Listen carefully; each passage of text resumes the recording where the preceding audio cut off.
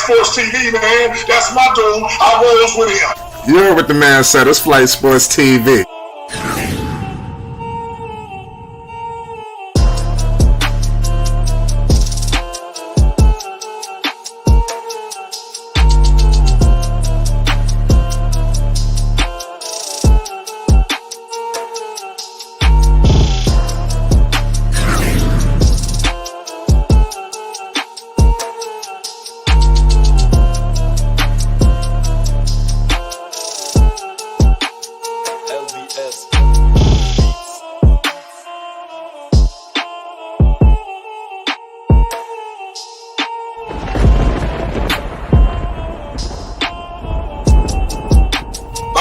Flight Sports TV, that's where it's at.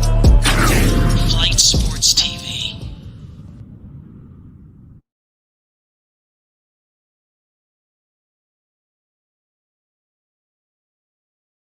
What's going on, people? It's Flight Sports TV. I appreciate y'all for checking with me, man. I want to let the people know something right now, man. This was a deflating loss right here. It seems to be like the Hornets. To me, it looks like whenever they got no all-star selection, man, I'm telling you, it really took the hot air out of that balloon, man. This team is rolling in hot. You know, I'm trying to figure out a way to make some sense out of all of this shit that we just witnessed. It's very disgusting, man. I apologize with all these Hornets fans, man, because this is the reigning rookie of the year, ladies and gentlemen, with Lamelo Ball. Today, they got like I said, they put the candle to him. The Miami Heat really killed him tonight. There's no explanation for this loss. It's blame to go all around the goddamn board. You understand? But like I said, it seems to be like a serious issue going on here in Charlotte, where they're pretty much stifling and holding back the reigning rookie of the year. This is a tough situation that we're witnessing right now. And like I said, Lamelo Ball, to me, I didn't really see that sizzle tonight. You know, like I said, I think Melo is fine. His confidence, all of that shit is gonna be there.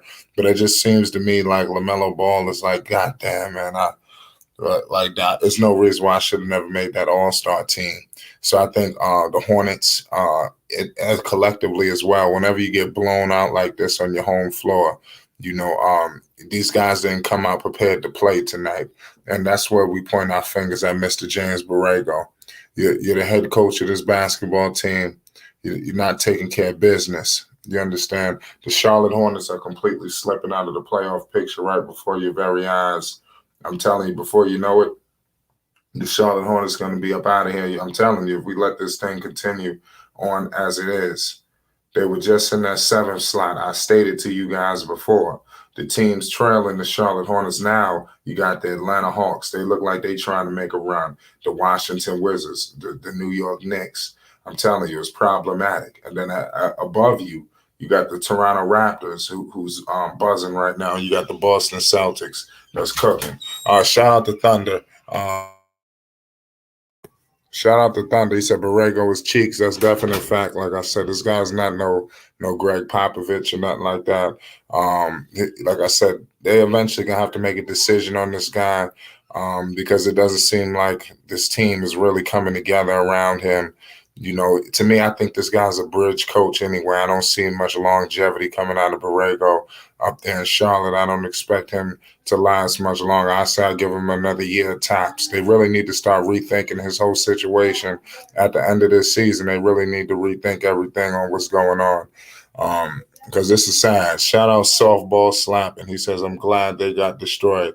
Play Melo only 22 minutes and Martin 35. What the hell? Yeah, it seems to be like they said. They just left these guys out there the whole 4th quarter to make a run. You know, I think that was the most disgusting part about the situation. I think, like I said, when LaMelo Ball took the bench, they really blew the can off the game. You know, so like I said, the Hornets got to regroup this situation. They got the Toronto Raptors, mind you, the Toronto Raptors, they were in your position at that 7th slot, so they're not going to feel sorry for you. Right now, the Charlotte Hornets are in a fight for their life right now to make this playoff picture. Shout out my man, Don. What's going on, Don? Shout out to you, bro. I ain't politic with you in a minute. If you're free, definitely come politic with us here at Flight Sports. Shout out all my guys in Ohio. My man says, Charlotte should be ashamed of what they're doing to Melo. Borrego is tanking games. That's what I'm trying to tell you. It seems to be like they're stifling Lamelo Ball. And a lot of people have been bringing this, and it's crazy because during the season, like when Lonzo and everybody's going, I'm really locked in with everything going on with Lonzo Ball and things of that nature. So I am watching Hornets games, but now I am very looking at this thing very extensively, and like I said, I'm seeing what the hell is going on, and I've been noticing it for a while, but it seems to be like, okay, he'll do it, and then he'll let the chains loose a little bit the next game, and then it'll happen every so often. But right now, it's happening at a crucial point of the season where if things don't get turned around, these guys are going to miss the playoffs. And I don't know if that's the intent. I don't know, because when things are happening like this, you start to get crazy. You start to think a little tripped out now. Like, what the hell is truly going on? That's how I'm at with it. They probably trying to get Mikey. No, I don't think they're going to bottom out like that. He said, if tank, that's cool. You can't tank games, especially when you're right there. You got the reigning rookie of the year. You got Miles Bridges. You damn near had two guys rising, young players who could be all-stars. They should have been all-stars this season. Like I said, they went through injuries. They had the COVID protocol situation. That's what stifled that whole situation. But it is what it is. These guys are going to be right back in the thick of things. But you got to get this game against the Toronto Raptors if you got any hopes in getting into this playoff picture, because I'm telling you, you got the Hawks right on you. So nobody's feeling sorry for LaMelo Ball and the Charlotte Hornets. They got to pick up the pieces and save their season. That needs to be the number one situation. They have to pick up these pieces and save this season. It says, thou shalt not tank games. Yeah, that's what it looks like it's happening. It says if they tank for 2 years and develop and then go contend, they'll be like the Bulls, just only 2. Yeah, it's crazy, man.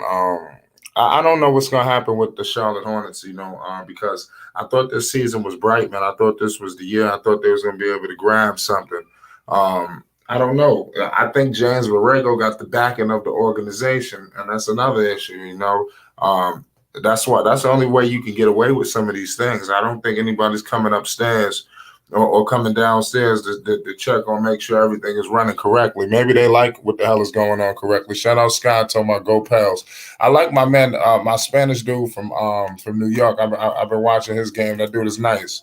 We patiently awaiting Zion Williamson and his return. But nonetheless, man, they'll be all good. Now we're gonna be going on a round of different topics today. It won't just stay on Charlotte. We'll be going all over the place. But it says like they're 9th. Yes, the Charlotte Hornets are 9th. And yesterday they were 7th. So how far are they gonna slip is the major question. Knicks putting it on the Lakers. It's about time. Everybody putting it on the Lakers. Am I supposed to celebrate the New York Knicks doing it? Damn, the Knicks got to do that shit every single night. That's what I want to see. I want the Knicks to do it every night. Shout out Basil Carpenter Jr. I see all y'all in the building. LaMelo Ball and the Charlotte Hornets comes out deflated tonight. Just completely got the air completely just punched out that hot air balloon tonight, man. And like I said, the season is hanging in the balance. This thing's going to get real nasty. It's going to get ugly. But it is what it is. But nonetheless, the Charlotte Hornets got to get their shit together, man. And James Borrego got to help lead this situation. Can Borrego do it? I don't think that's the right guy sitting in that seat. Michael Jordan has appointed all of these guys. I don't even know if they even gonna upgrade the roster. Are they I think this team had a shot to really go for it. Grab that invisible brass ring, if you will. In terms of just going for it. It seems to be like they was gonna skip a couple of steps. This is a young team, but they're skipping roadblocks. But if they miss the playoffs this season, man, that's sad. That would truly be a sad situation if they succumb to this whole situation, because there's only a few people that you're going to be able to blame if this was to happen. And like I said, LaMelo is giving it his all. LaMelo tonight, like I said, he came out deflated. I'm not saying he can't, like you see the stat lines. He didn't play much minutes. He sat out the whole fourth quarter, So like I said, I don't know what's going on with James Borrego's rotations and things of that nature. I'm starting to feel like the team is about ready to quit on this dude. I think that's the only way you're going to get the attention of this organization is unless they fucking just quit on him. I think that's what needs to happen. Shout out Lincoln Track. What happened at halftime? That's what I'm saying. I don't even know. There's a lot of speculation. People are telling me something going on with Booknet. I missed that. I need to get footage on that. If anybody got any information on that, definitely let Flight Sports know what the hell is going on. Shout out Sonics. He says that Charlotte's not developing any of the guys they drafted on the bench or in the G League. I mean, that's a hell of a point that you got there, Sonic. Charlotte, it's tough. What's going on? They seem to be all in Lamelo Ball's ear. I'm just trying to figure out what reigning rookie of the year that in the last couple of seasons is really experiencing a situation like this where it seems to be he's being held back or just held off or not able to really just get unleashed out here. I'm not even sure if they put in the right piece. Like I said, they could really do something this season with this roster and with an upgrade. I was thinking that, hey, they were going to continue to win and they could put pressure on the organization to make some moves. But it seems to be now with them starting to bottom out slightly, it's kind of giving the organization some room and some slack. You understand? And that's the last thing we need to give to Michael Jordan and Kupchak and these guys in Charlotte. They don't have no history, no track record, and putting together a winning team. You understand? So we got to understand, are y'all even interested in winning? You understand? Because if you are, I don't think that we're going to experience these things that we're experiencing right now as we speak. Because this is truly disgusting. It's truly horrifying, and things must change. We got Goat Mike in the building. What's good, Goat Mike? What's the deal? It was good. It was good flight. What's good? Hey, Did you see the man. Hornets game? Actually, no. I'm actually at work on break, so I didn't get to see no games today. Oh, okay. Well, I'm trying to fill you in on what's going on. I'm not sure if you've been evaluating the situation. What's your thought? Did you hit Lamelo Ball? Don't you think Lamelo should have made the All-Star team? Hell yeah! I mean, that's crazy. Don't you think that That's not even a question. It's disgusting. And then, like I said, you're not even a Hornets fan. You're not even following it like that extensively, like us. Like Let me adjust my mic real quick because it's low. Yeah, but I'm just saying. Hey, can you hear me now? Go. Yeah, I hear you. Hey, Fly, you there? Yeah, I can hear you. Shout out. Can anybody hear me? Yeah, you good. And it's still. But shout out to Goat Mike. Shout out to the chat. I might have to go out and come in. The Charlotte Hornets came out deflated tonight. It says, I think the Hornets are 8th now. Raptors are 7th. Let's double check that. Okay, hold on. Let me go out and come back. All right. Yeah, that means it just flip-flop because they just was 9th. You got to make sure you double checking everything. The Hornets right now are in the 9th seed in the Eastern Conference. It's looking disgusting. This team had high hopes, man. This team easily could have been in that 4 or 5 range right now if things didn't go south. And things can. I'm trying to tell you, this shit can get worse. You got to get this game against Toronto because Toronto is gaining some leverage on you. They're 28-23, the Toronto Raptors. You're 28-25. So you're 2 games back in that loss column. And also you got the Boston Celtics at 29-25, and then the 8th seed. So it's gonna be interesting to see how this whole thing plays out. Goat Mike, you straight? Shout out Slim Can Hoop.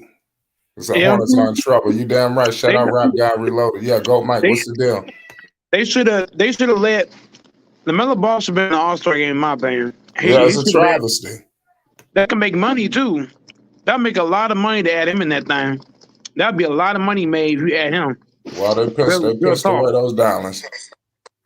It's crazy what happened. But tonight, y'all, LaMelo Ball and the Hornets got punched in the face by the Miami Heat. And I noticed this the last game previous. I don't know. Maybe I don't want to cast no aspersions. Maybe I'm going too far ahead. But it seems to be like after that Thursday night where we found out the All-Star selections, it seems to be some air just been completely took out of the tank. Has anybody seen what I'm seeing? It seems to be like they've coming out a little bit flat as a recent. Somebody says Book Knight is getting traded. I seen Book Knight not on the bench. It, It's rough. it could be Somebody tell me what the hell is going on with Book Knight because I could not get it that could footage. it could be trade rumors. When you're at the trade deadline right next door, it's very easy to like lose confidence and well not lose confidence, but you kind of start playing sloppy. So I think that once the trade deadline passes, guys will find their rhythm in their game once the trade deadline is passed. Because guys probably think I'm gonna get traded. Right. Good point. You Uncle Vern, what's the deal? Hey, what's going on, Flight? What's the deal? What's I'm going not on, sure though, if you've Flight? seen any games, but yeah, the Charlotte Hornets tonight they got What's up, old school? That's good. That's good. Hey, Flight. Now, I ain't even watched the game today. I probably had a chance to see it, but I didn't even watch it though. I didn't even know it was on. But I don't see that happening too much out there on Charlotte's side, man. As far as what Charlotte can control, Charlotte got to control what's happening out there. Same way the Bulls got to control what's going on with their destiny. All of them got to control their own ways, man. Charlotte play a little bit over authority, you understand? Because Charlotte, you would think they ain't gonna be playing good like that because their team don't match up well like that with other teams, but they matching up well. It's just a leadership thing that's going on there. And that leadership thing is starts with Borrego on down. But like Coffee said, it started with Michael Jordan. But it's starting with Borrego on down and the decisions he be making as far as Melo's concerned and Jello. You speak about Michael Jordan. Where does he come into play with this? Because like I said, Uncle Vern, it's starting to look like Lamelo Ball is getting stifled. You understand, being held back. You understand, not able to really do his thing. But like I said, everybody has a blame in tonight's game. Nobody's exempt. But what's going on with seems to be like the minutes are getting flip flopped. It's no consistency when it comes to James Borrego, as the coach of the Charlotte Hornets. We don't really know what to expect. Lord knows what the players know what to expect. It seems to be a different style, you understand, when we go in game by game. And like I said, that's really not good. What's your thoughts on the whole dynamic with Jordan, Kupchak, Borrego? Let's break it down. It's all on Jordan. You know how Jordan used to, when Jordan was playing with the Bulls, his biggest enemy on the Bulls or in the organization was not the owner to a certain extent. It was the general manager, Jerry Krause. He always was at war with him because he understood how to make up go with the team as far as having a star. See, Jordan, he got a star on his hands. So what he going to do with that star, that's up to him. It ain't up to Borrego because Jordan said, man, I need him on the court all the time. And Melo will be out there on the court all the time. Like that's what Michael Jordan stepped in there. Say he stop all that. If you want Melo out there, get Melo out there. Right. Lincoln Track was good. You look like you got your mic on mute or something. We can hardly. Hey, that's what. Hey, going back to what Flight said. Whenever the head coach and the owner is playing with guys' minutes, that kind of kills guys' confidence. If Lamelo Ball got confidence, you taking him in and out the game. I don't care who you are as a player. If your minutes are up and down, your confidence goes up and down with it. Like, man, like, bro, I'm doing my best, and you're pulling me out off the floor. Yeah, as a head coach, if a guy is balling, let him play. Let him play till he gets tired. Once he gets tired and he need a break, then you pull him out. You don't pull a guy out if he's cooking. Let him cook. Let him keep baking. Let them make the whole fucking meal, breakfast, lunch, dinner, and snack on the side. Don't be pulling them on and off the court. That's not right. You absolutely right, Go. Lincoln Track, what's good? You good now? How's your audio? You look like we can hardly even hear anything you're saying. You gotta your visuals is good. I don't know if you plugged up to your car or some headphones. Or something, but we just get that right, and then, like I said, we get cooking. Maybe you need to jump back in. Yeah, he'll be right back with us. Shout out Lax. He says Lamelo from Chino Hills. He got a tank, yet gets bench like he old and brittle for real. Yeah, it's tough out here. The Hornets got killed in 3 quarters, 35-8. The game was over. In the third quarter, yeah, I mean that's what I'm saying. That it's rough. Borrego needs to go. It's awful. But how soon can he go? I mean, that's the question. They just gave him he just signed a new deal. I mean, what happens with Borrego at this point? I think the guy is comfortable, and I think he's got the backing of the organization. How safe is James Borrego, Uncle Vern? Talk to the people. He shouldn't be safe at all. He shouldn't be safe at all. He should be getting fired. Yeah. Sad part is I don't think he's nowhere near getting fired. If he missed the playoffs, he got to go. Thank you. He signed the extension. That's what I'm saying. So a lot of people are looking for Borrego to get the boot, but y'all might need to pull up the chair and the recliner and get comfortable. You understand? Because this looks like it's gonna be his coach for a while, and like a lot of people have said, like I said, maybe it's Borrego trying to really get an imprint on all this. You know, like really be a part of Lamelo's development. Because, like I said, when you look at other rookie of the years and other players like that, or like a John Morant, for instance. I think he's like a good example because he was the last rookie of the year and he was a point guard, you know. So I think that's a great example because there's nobody really pulling him out of the game. When you gonna see John Morant sitting the whole fourth quarter under any circumstances? They could be down 50, they could be down 20. Shit, they can cut the damn lead. You understand? Get it to striking distance. No moral victories. You know, it seems to be like tonight these guys were It's tough, man. It seems to be like they just prepared to lay down tonight, you know, and that sucked. You know, I didn't see the fight that I wanted to see tonight, and that was disgusting. We got all access in the building. What's the deal, Dex? Yes, sir. I'm just coming off of on a stream with DJ. I was a co-host with Coach Joe. So shout out to DJ for allowing me to express my concerns on the Charlotte Hornet and to be on the side of Coach Joe, who was a silent mentor to me, watching him do his thing and encourage me to do my thing. So shout out to those glorious brothers in doing a stupendous job. Now, right. Out to DJ. What I see. Shout out. What's up with this disgusting? Talk to us. Let us know your thoughts. Well, the thing of it is that I believe that there, you know, it's just a lot of hostility that's going on with the Charlotte Hornets. And it's glaring that it's coming to the forefront that they have a budding superstar in Lamelo Ball, who was very cool and intimately connected with his teammates, right? And they have a man affection for Lamelo Ball, and they have an affinity for what he does out there on the court.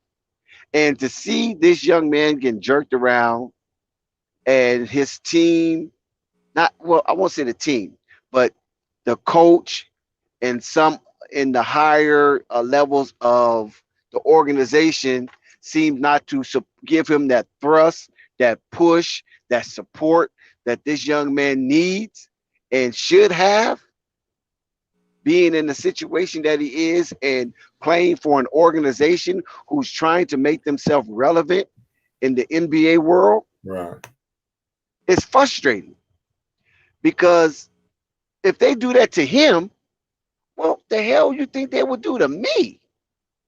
So a lot of these young brothers that's coming up, they just don't have that mindset like some of these older cats in the league, especially when they know they're talented and their talent and their skills can get them somewhere else. They have agents constantly pushing forward their agendas to get these young men in situations where they can win. So Borrego and look, listen, we all know, like Coffee says, that Borrego is just, you know, one of the fingertips of Michael Jordan. So it all, done rolls downhill, and Michael Jordan is the king of the throne in Charlotte. That's his nest. That's those are his eggs, and he's the eagle trying to protect his nest. So when you got a person like Lamelo Ball come into your organization and swells and fanfare so quick, so soon, and his development is so sweet and acceptable, sometimes it's hard for someone to relinquish that kind of influence and power to such a young man. And I think Michael Jordan is one of those individuals because, like you say, it's not an individually owned organization because they have other owners up under him. He just own 51% of the organization, so therefore he makes the final decisions. But he have other owners, and I think Nelly is one of those owners, but he owns such a small percent. So, and he has a board that he has to deal with as well. Unfortunately, like LaMelo Ball, compared to other superstars, those teams are owned by corporations. And corporations, ain't no feelings involved. It's about the bottom line. Can you do it or can you not do it? And they hired a CEO or the president of basketball operations to see if they can do it. You know what I mean? So it's only a handful of individual owners or family owners in the NBA.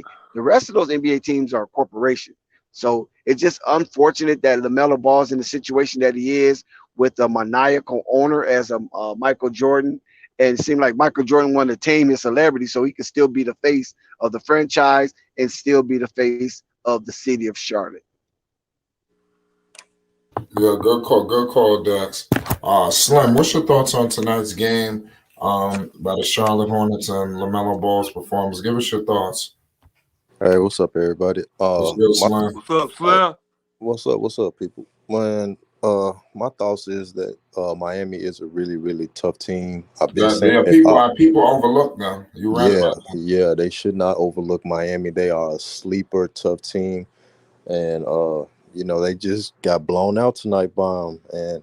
And sometimes we treat LaMelo like because of his skill set, that he's just like this 10-year veteran or something like that. Man, this is his second year, and this on the organization to put people around him that's going to help him succeed. He shouldn't have to go out and do everything every night and play as hard as he should, man.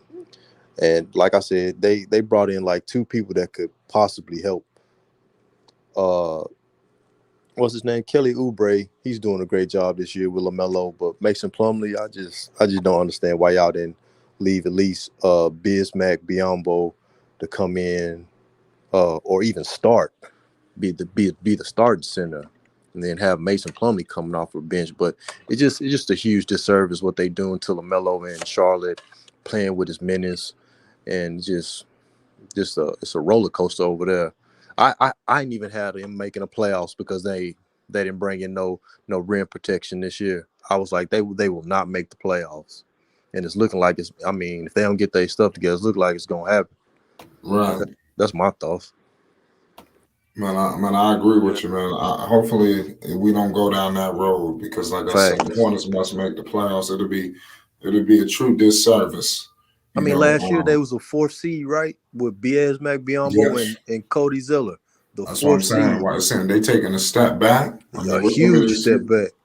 But the sad, do you see what I was saying when I was saying that it seems like some air got taken out the tank since that All-Star situation? Am I wrong? Do you see that? I seen it when they put LaMelo on protocol. That's when I start seeing it. He is a 20 to 25 point scorer a night, and dude dialed it back to like 16 points a night for like 5-6 games straight. And I was like, what is wrong with this dude? He just, I don't know if it was JB in his ear talking about you need to be a facilitator a little bit more, or you need to get Gordon Hayward more in the offense, or what it was, but he dialed it back from 20 to 25 points per night to like 16. I was like, man, he's not scoring like he was the first start of the season, and I was just like, man, what happened? It was just he just fell off. Something happened. I don't know what it was. Right. Kay, what's good? Oh, nothing. Just checking in, seeing what's going on. Shout out to you, bro. Right. Yeah. What's your thoughts on this whole Lamelo Ball situation out in Charlotte? Like I said, they got their head kicked in today by the Miami Heat. They're slipping in the standings. They was at 7th, deadlocked. Now they're down to the 9th seed. You got a lot of red hot teams coming from behind you. The Atlanta Hawks, the New York Knicks. You got a lot of teams hunting. You know, what the hell is going on? Man, it's Jordan. Think about it. All this time, Jordan is controlling all this. It's really just like Borrego said. He just play with whoever Jordan gives him. So this is Jordan continuing to fuck up all these years, and he's controlling the team. He be at all the games. They might not show him, but he be at the games. He know exactly what's going on. So it's just him continuing to screw up like he always has been doing, and we just seen it. You're right about that. Are the Hornets gonna make the playoffs? Yeah, Depends on how the momentum is. The energy right now is very low, but I mean they could make it. I mean they might want to see Melo in the playoffs, give him something. The NBA give him something, but they ain't going nowhere. Even if they do get in there. So end of the day, he got 2 more years and he out of there. LeVar ain't gonna keep him up in there.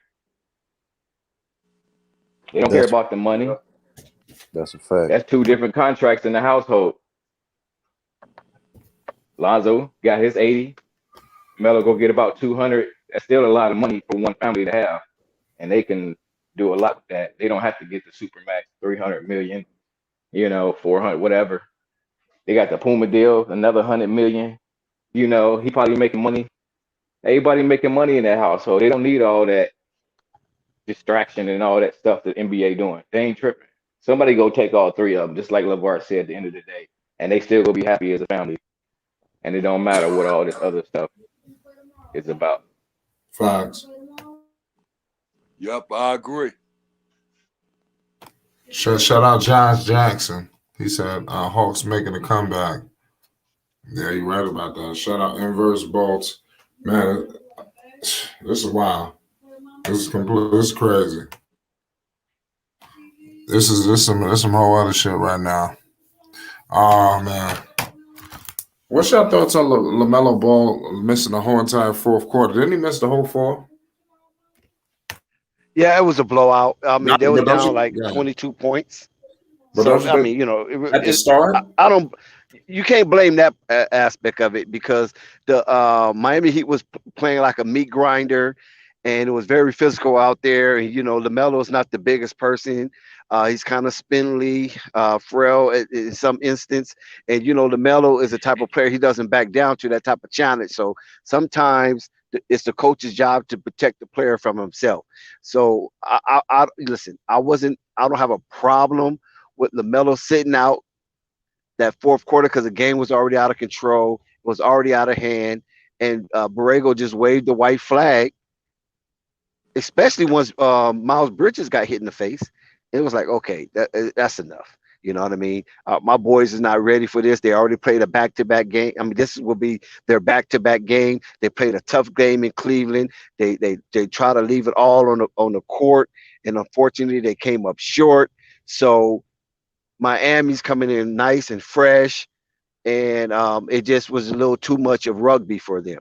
And the Charlotte Hornets is not prepared for that. And from last year in the playing game, we witnessed how frail or the frailties of the Charlotte Hornets when it came to trying to grit and grind out a tough play-in game with the Indiana Pacers. We seen what happened when Indiana start, smacking those boys. They caved in. They didn't have the attrition to maintain or keep up, and the game got out of hand quick and fast.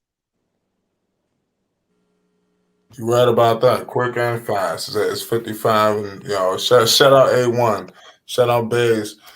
Man, this is crazy. So they know the next game is against the Toronto Raptors, the team that is currently sitting in the seat that they was in. How do you see that game playing out? Because that's not going to be easy. And it seems to be like he's playing against a lot of teams that thought they should have been all-stars too. Like Bam thought he should have been an all-star. even the game previous. It seems like nobody's feeling sorry for him, and then now you got the Toronto Raptors. Everybody that's kind of in that playoff hunt as well. Even the seventh ain't safe. So how you see all of this playing out?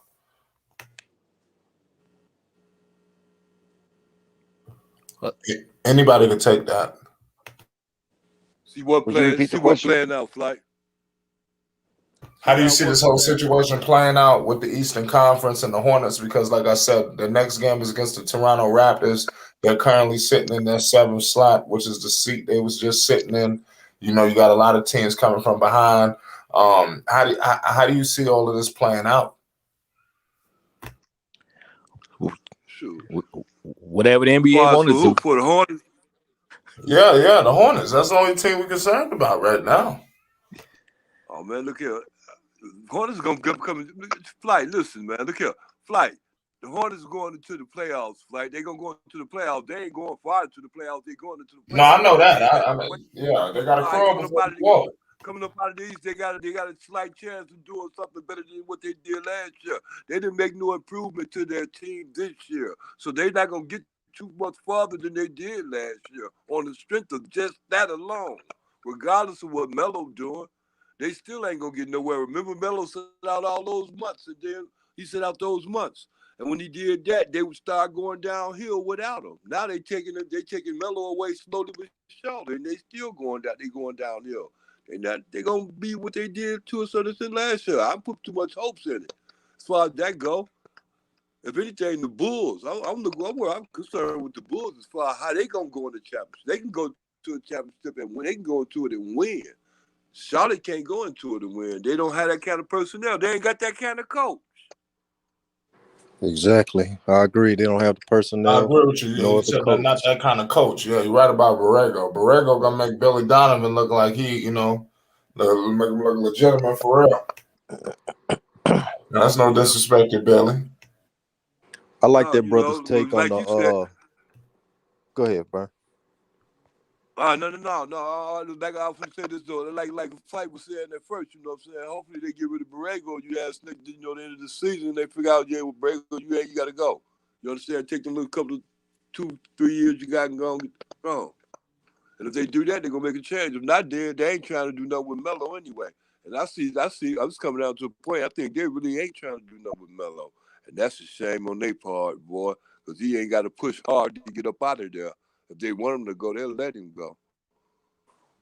Definitely seems like mishandlement, going on. They could definitely get a whole lot more. Dex, what's your thoughts on this book night situation? Because you got the chat saying it wasn't necessary. What's going on?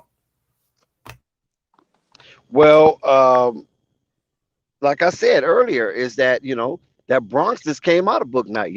A lot of times people are listen, when you have listen, I don't know who's asking this, or because I answered it right when I came in the chat, and I don't like to be redundant like this, so I'm gonna be more succinct. When you got a person like Lamelo Ball, and people have a man affection towards Lamelo Ball, you follow what I'm saying, and affinity towards how he plays his game and what he brings to the Charlotte Hornets, what he brings to the area, to the arena, that flair, the ambiance. And when he's getting treated, and when people start seeing him get treated bad, they start to feel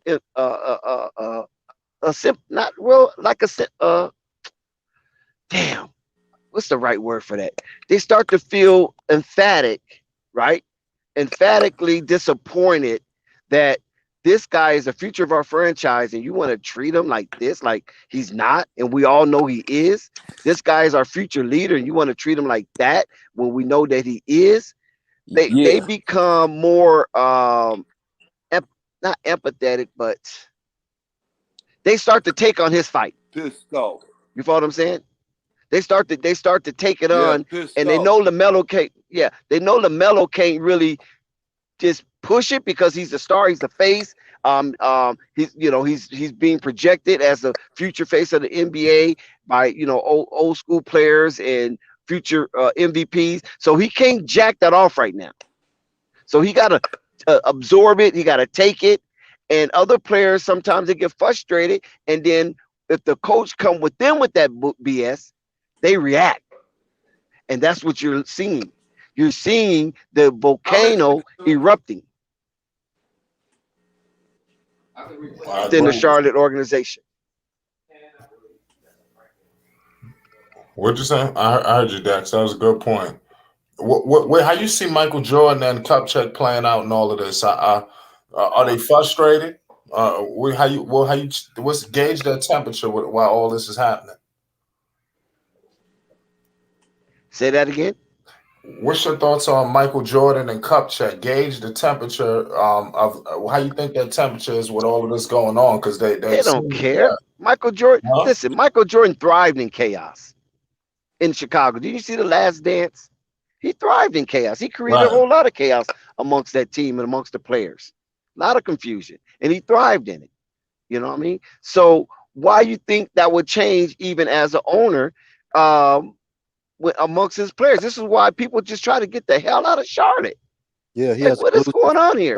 Though, Dex, I think the question should be like, since Jordan has a losing franchise, like when you gonna turn it around? You got Lamelo Ball in your building.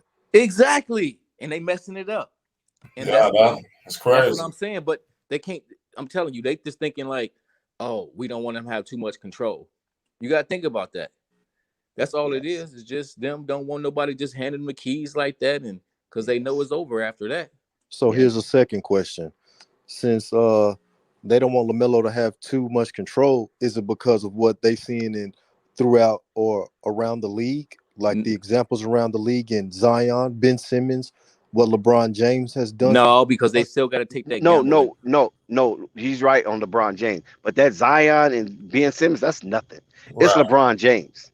They want to nip that in the bud, and the only person they see with a mindset that's similar or even more above that is LaMelo Ball. See, remember I said on the stream, this is why I don't understand the question, because I said on the stream yesterday that LaMelo Ball failed, not passed, failed every litmus test the NBA threw upon him. I remember you said that. He failed. They want to separate him from his pops.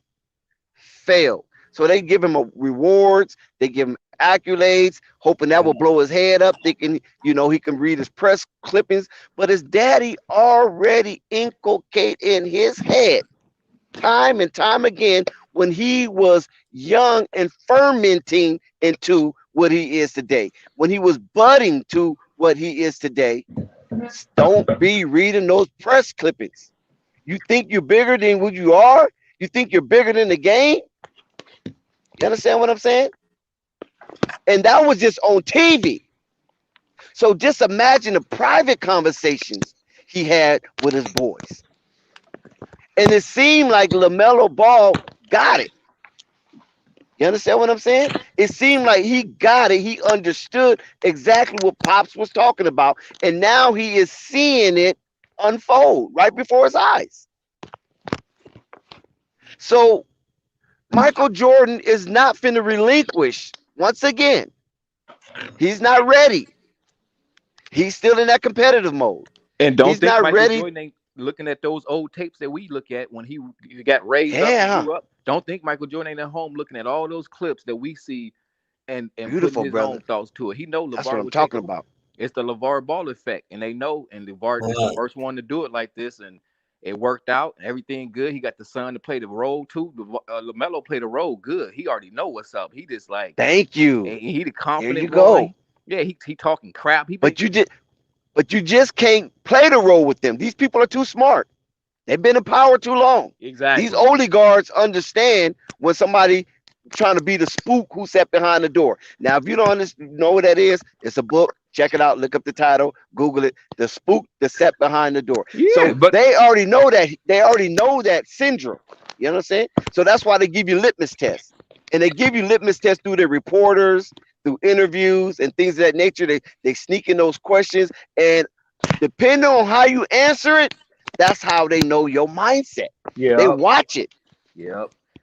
And that's why LaMelo getting like, up there talking like like he in front of me and you, he already know the game. He like, y'all ain't about to control the way I talk. I'm about to sit up here with my hands folded saying, yes, sir. Oh, yes. I say all my words proper. No, LaMelo up there like, man, like, what up, He's not media trained yet. It ain't No, about I wouldn't say that. Yeah, I wouldn't say that. I think he's well schooled in media. That's why he don't say anything to hurt him, and that's why he don't say anything to be controversial that they can use against him. So that's at media 20, trained to me at 20 years old. And he already know at the 20 game. years old.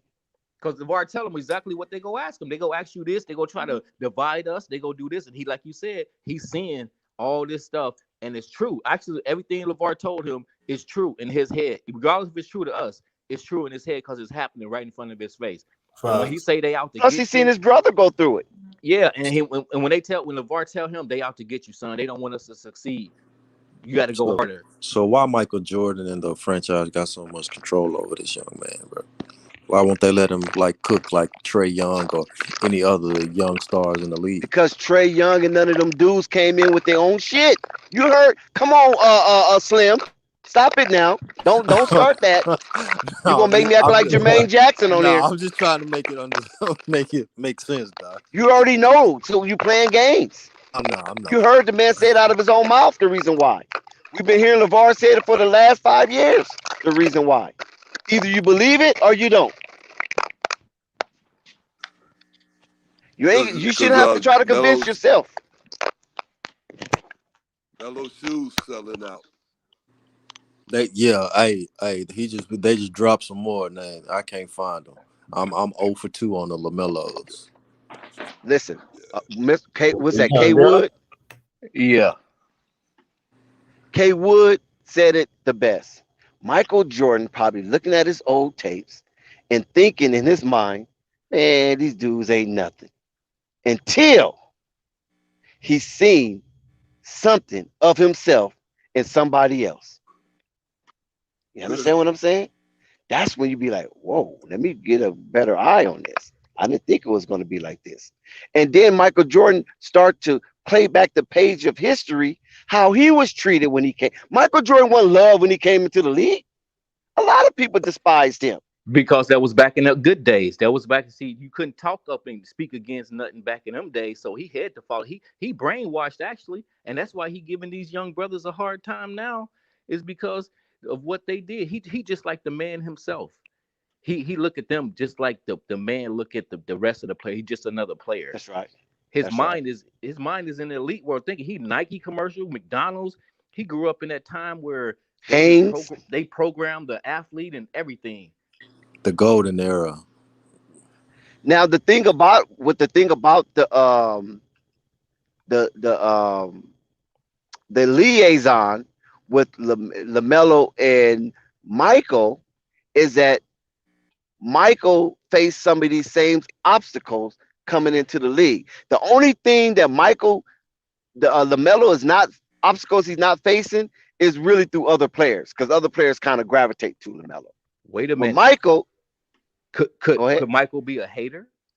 Think about it now. I'm leaning to that, but I'm not saying that. Yeah, but look, Michael had 2 sons that he tried to be LeVar back in there. Maybe he could be hating against LeVar and saying, "Hey, look at what he did." Man, that's a good take. I ain't think about that because he tried to raise Marcus and the other dude, and they just didn't work. He could be a hater, man. Hey, haters in everybody. Now, but they're still successful though. I mean, they might not be in basketball, but they're successful in their lanes. How can they not be successful when your daddy is Michael Jordan? That's what I'm saying. So you feel what I'm saying? Anybody could be successful. He brought him in. He working with the company. You know what I mean? He hanging out with Kanye. So I mean, they're still doing their thing. They just wasn't good in basketball. They don't have a choice. They just couldn't succeed in basketball. Yeah, if your last name Jordan, they're successful in life. You go succeed regardless if your last name Jordan, just like the Jackson family.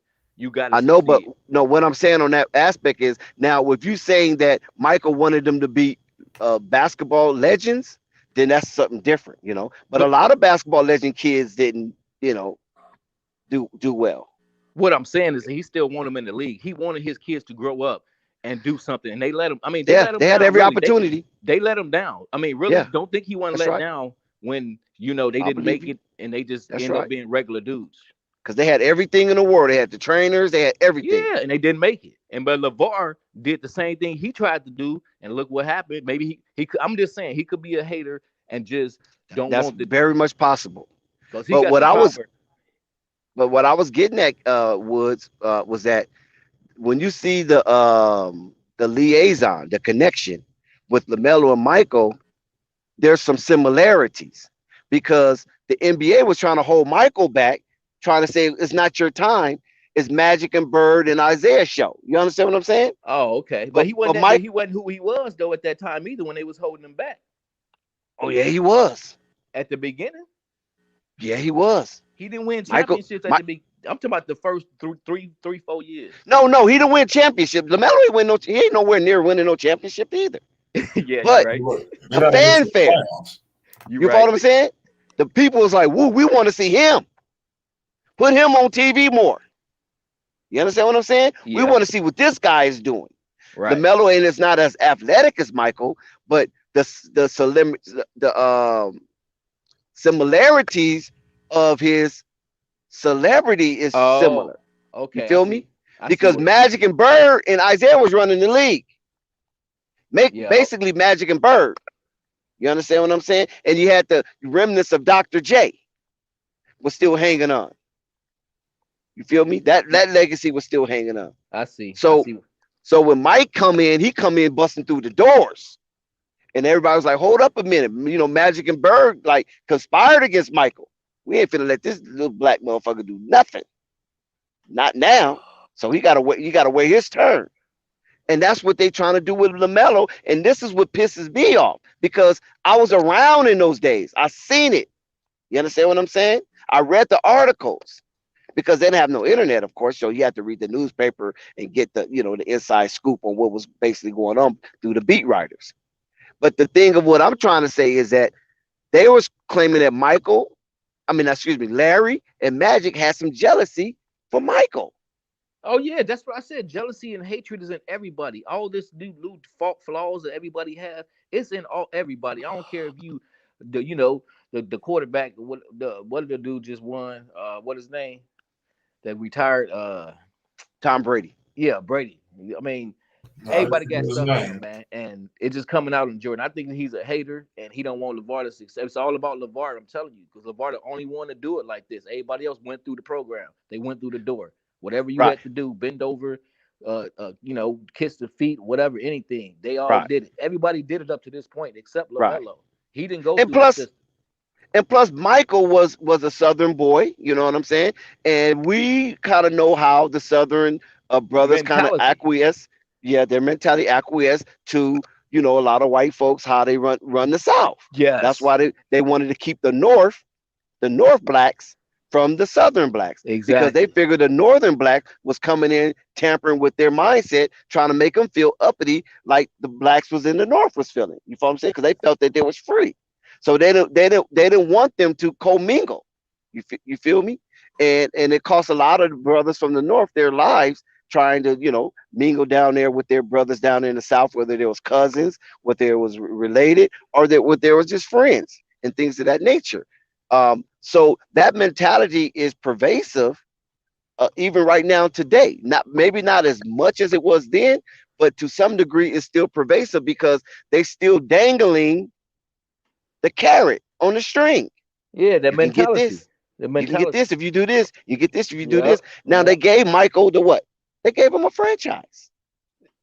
They didn't have to do that. There's plenty of people out there with more money than Mike. Yeah, he still set a precedent, for what he did in his era. He's still showing that you can play and own your own team if you black. He the black owner, all that stuff. But at the end of the day, LeVar on a whole new different level. LeVar jumping 10 spaces ahead to these one spaces they used to jump in. But listen, they gave it to Mike over Magic, over Barkley. You follow what I'm saying? Over Ewing. Mike Who else made had them trillions of dollars. who else had a investment group that, if you guys can remember, that was trying to get into the NBA as owner? It was Michael, Patrick Ewing. Who else I just named? Oh, Charles Barkley. Yeah, I already said Magic, right? They didn't have that man backing. They didn't have the backing that Jordan had. Jordan had all I don't want to call him what, but people in his pocket, and they love him as long as he do their little tricks and dances, you know what I'm saying? So he had the back, and Charles Barkley didn't have the big backing that Jordan had. Right. Absolutely not. Gotcha. Absolutely not. But see, a lot of people don't even know that aspect of it, though.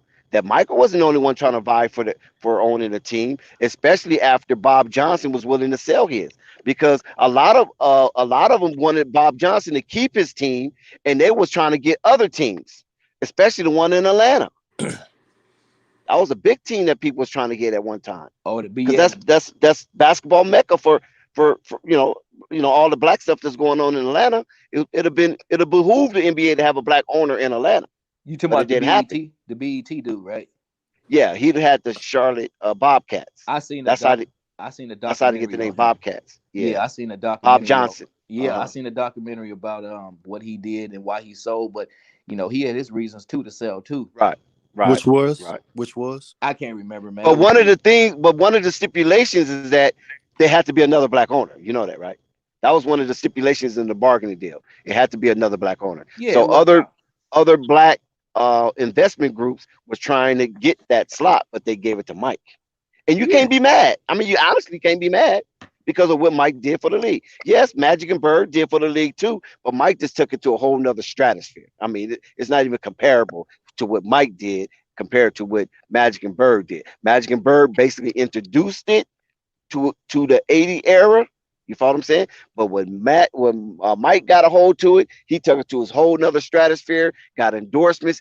He made the NBA basically what it is today. That's the blueprint from Michael. Made it what it is. Look how much money by himself now. Not no white versus black, because Magic and Bird had the white versus black thing. Boston, their history against LA, and their his LA watch riots, all that type of stuff, fighting for rights and things of that nature.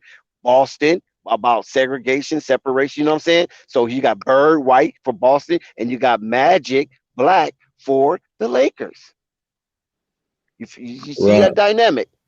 So that's why the Lakers always represented the freedom, justice, and equality for sports, and open up the doors. Los Angeles is liberal. You have a lot of affluent black people live in Los Angeles and the surrounding areas and things of that nature. To watch riots, what that was about and all that type of stuff. You follow what I'm saying? So the Lakers had such a allure of a certain type of dynamic, and so did Boston.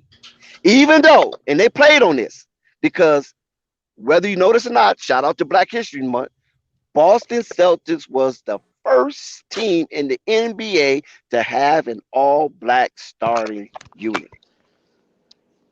Yeah, that's the mentality of the NBA, and everything changing though, man. I'm telling you, Jordan the hater, he messing all this up. That's all it is. It comes from the top. All this stuff, and I agree. On TV, I'm telling you, it's just LaMelo just going through the motions at this point, because he knows that they stopping him. The NBA out to get him. The team obvious. Out to get him. It's getting obvious. Nico was good. Yeah, he just waiting to leave at the end of the day. Mic check. Mic check. We hear you. What up, Nico? Hey man, the Knicks fans thought shit was Good, sweet. Nico. I know the niggas Al is Davis was a celebrating. rebel. It was good with y'all, man. It was good, all Vern. That guard. Nico coming here MJ talking about equal Al Davis. That comment, all that God. MJ equals Al Davis. No, Al Davis was let a me rebel. reload my shit real quick. Hold on. In his court as an owner. What's up, panel? How y'all doing? How everybody doing? It's good. Peace. Yes, sir. Shout out to Coffee. Shout out to the panel. Hey, I want to piggyback on what Dex said about the ownership of the Charlotte. Used to be the Charlotte Bobcats at first, and how Michael Jordan came in. So Michael Jordan was minority owner to Bob Johnson. Bob Johnson was majority owner, and Michael Jordan was minority owner, right? And so you remember that big divorce that Bob Johnson went through, and his wife took over $500 million. Yes. So at that point, he was frustrated. He was depressed. He was all messed up. Plus his airplane venture, plus that airline venture. Absolutely. So what happened was, he blessed Michael Jordan with majority ownership. That's how Michael Jordan got that majority ownership, because Michael Jordan had a minor stake in the Bobcats at first, and then they later changed it to the Charlotte Hornets. Well, he had a minor stake. And so with Bob Johnson going through what he went through, and then she had some so the way she won that situation, you probably y'all gotta Google this, is she was doing some flirtation. She was befriending a judge, this, that, and other. And so they gave her $500 million, and well, a little bit more than $500 million. And then he just wanted to get out the game altogether and gave Michael Jordan the whole situation. So Michael Jordan came up in that situation. That's what it was. That's what it was. Yeah, absolutely. And so I believe it would have been harder, much harder actually. They would have been like the NFL. They wouldn't even gave Michael Jordan ownership. It's just Bob Johnson came in with over $3 billion. And so he had the whole team, the whole partner, he had everything. And Michael Jordan just had a minute part. Like he had I want to say a little bit over 5%. And so barely over Nelly. Right, absolutely. So so Michael Jordan was fortunate he got it from Bob Johnson. Nonetheless, you take, like you said, Dex, Michael Jordan, unfortunately, and what Wood said as well, unfortunately, this dude was a player, and you know how the ownership treated the players, even doing a lockout, this, that, and other. And he came back, and he doing the same thing. He's the white man's guinea. Yeah, unfortunately, that's kind of dude that dude is. And so now he's hating on LeVar for many reasons, for a plethora of reasons, right? And we all know what it is. But let's really attack this shit and stop going around it and stop sugarcoating it and stop soft putting it and stop. Let's say what it is. When y'all saw Jackie Robinson come back from the military, but he was in the Negro League at first. We had our own league because they wouldn't give us nothing. We had our own league, and then Jackie Robinson went to the military. Then he came back and he smashed the situation with the American League. I mean, with the American League, and allowed us to integrate and have more blacks in baseball. Well, we got to go back to how they did it in baseball when they had the Negro League. We had our own league. We got to stop giving all this shit and all this praise to the NBA. Fuck the NBA. They don't also in basketball too. Don't forget in basketball too, the Harlem Globetrotters and all those cats came out of a Negro League. Absolutely. And the CEO, he's from Chicago. He started from Chicago. He's from Chicago. So when we think about what's really going on, let's stop all this complaining about what they doing to us. And we all got to have the LeVar Ball mindset. When he started the JBA, that was incredible. The JBA put pressure on everybody. And so we can do that same shit with the NBA. We don't need them. In NFL, we don't need them. Yeah, but the black man's mindset is not looked on, let's do all this together. That's why we're talking about it right now. But that's America. That's America, black man, for you though, because we don't stick together. They don't want to work together. They want to be the top dog. You taught how to be the top dog in the black community. And that's exactly. So we don't stop right there because state mindset is not like that. We got to change the mindset. You change your thoughts, you change your results. So just 1 or 2 or 10 or 15 or 20 or 100 don't get it. We don't stop right there. It's 340 motherfuckers in America. Out of 340 million people in America, it's about 25 million blacks. You know what I'm saying? I want to say 40-some million just black women and men. Break that down to men, it's about 20-some million men, black men. So you go, if LeVar, and I really want him to do this shit, fuck the NBA in 2 years, when the contracts expire, go to China, be a billionaire overnight, take all 3 of your boys over there, go to the Europe League, go to Australia, go to Russia, kick it like that. Don't think that the Ball family ain't gonna be the attraction to Harlem Globetrotters when they all done. They'd be even bigger. They traveling when they done. The Harlem Globetrotter was known for tricks, and that was phenomenal what they was doing, tricks and all that business right there. These boys gonna be known for straight solid hoopers and ball players, and wherever they take that show on, they'll be like a rock star. They'll be like when they get done, don't think they ain't gonna be going around, the Ball brothers when all this is done in 10, 15. And he showed you this. He showed you this with the JBA. But he could do that same shit in 2 years with more money. Jello and Melo go play in China and make $1 billion in a month. And the reason it'd be so hard for him to get that $1 billion in a month because supply and demand, right? They have so many fucking demand, and they wouldn't be able to produce all that supply because everybody be wanting it to be crazy, but it'd be manufactured. But they could be $1 billion in 1 month easily. China got over 2 billion people down there. That's their population. So you ain't got fuck the NBA. It's only 340 million people here in the United States. We don't have to be fucking with them. Lamelo has to get that 200 everything million. right. He LaMelo. did everything right, and they still bullshit. We got to debunk everything they do. We got to debunk all this bullshit, and then you got all these content creators come with their little petty shit because their mind is damaged. They push whatever narrative they do on ESPN. They believe that shit, and they come chop it up and they pussyfoot around. And well, LaMelo got to do this, and JB, fuck JB. They ain't got no pub. JB ain't shit. He a pawn.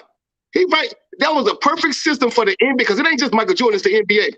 That was a perfect system just for them to contain Melo, because if Melo hijacked that team, LeBron was gonna get every damn thing. So they ain't scared of motherfucking LeBron. Yeah, and good point, Coffee. They scared of motherfucking Melo. You hit it on the head right there. Absolutely, they scared of Melo. They ain't scared of LeBron. See, everything LaMelo is, everything LeBron saying, LaMelo is, and he ain't scared of none of that shit. LaMelo sometimes got to catch himself in interviews. He about to say something. He be like, yeah. So yeah, we got to work together as a team. All that shit. He really want to tell their ass some shit. At but 20 that shit years coming. old. He already knows. He's very PC in interviews. He Facts, that shit coming, he got bro. all the talent to do it. That shit coming, and you don't need the NBA. If they leave and play in China, all of us on this panel would be watching China.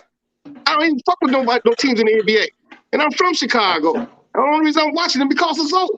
That's the only reason I'm watching the Chicago Bulls. And anywhere Zoe go, when he with the Pelicans, I'm watching the Pelicans because I know the Bulls organization, what they're about. The Bulls doing them right. The Bulls doing Lonzo right. Yeah, they're doing Lonzo right, but unfortunately, they ain't gonna be able to keep him because everybody else want him. Man, look, when them 2 years is up, like I said, I keep saying Steve Ballmer with the Clippers. But they ain't doing Lonzo Ball right. We're gonna have to stop that. No. What they doing? Hold up. They're not treating Lonzo like a scrub. He playing 35, 38 minutes a night. But what he's saying that nigga like they're not letting him run his natural position as a point guard.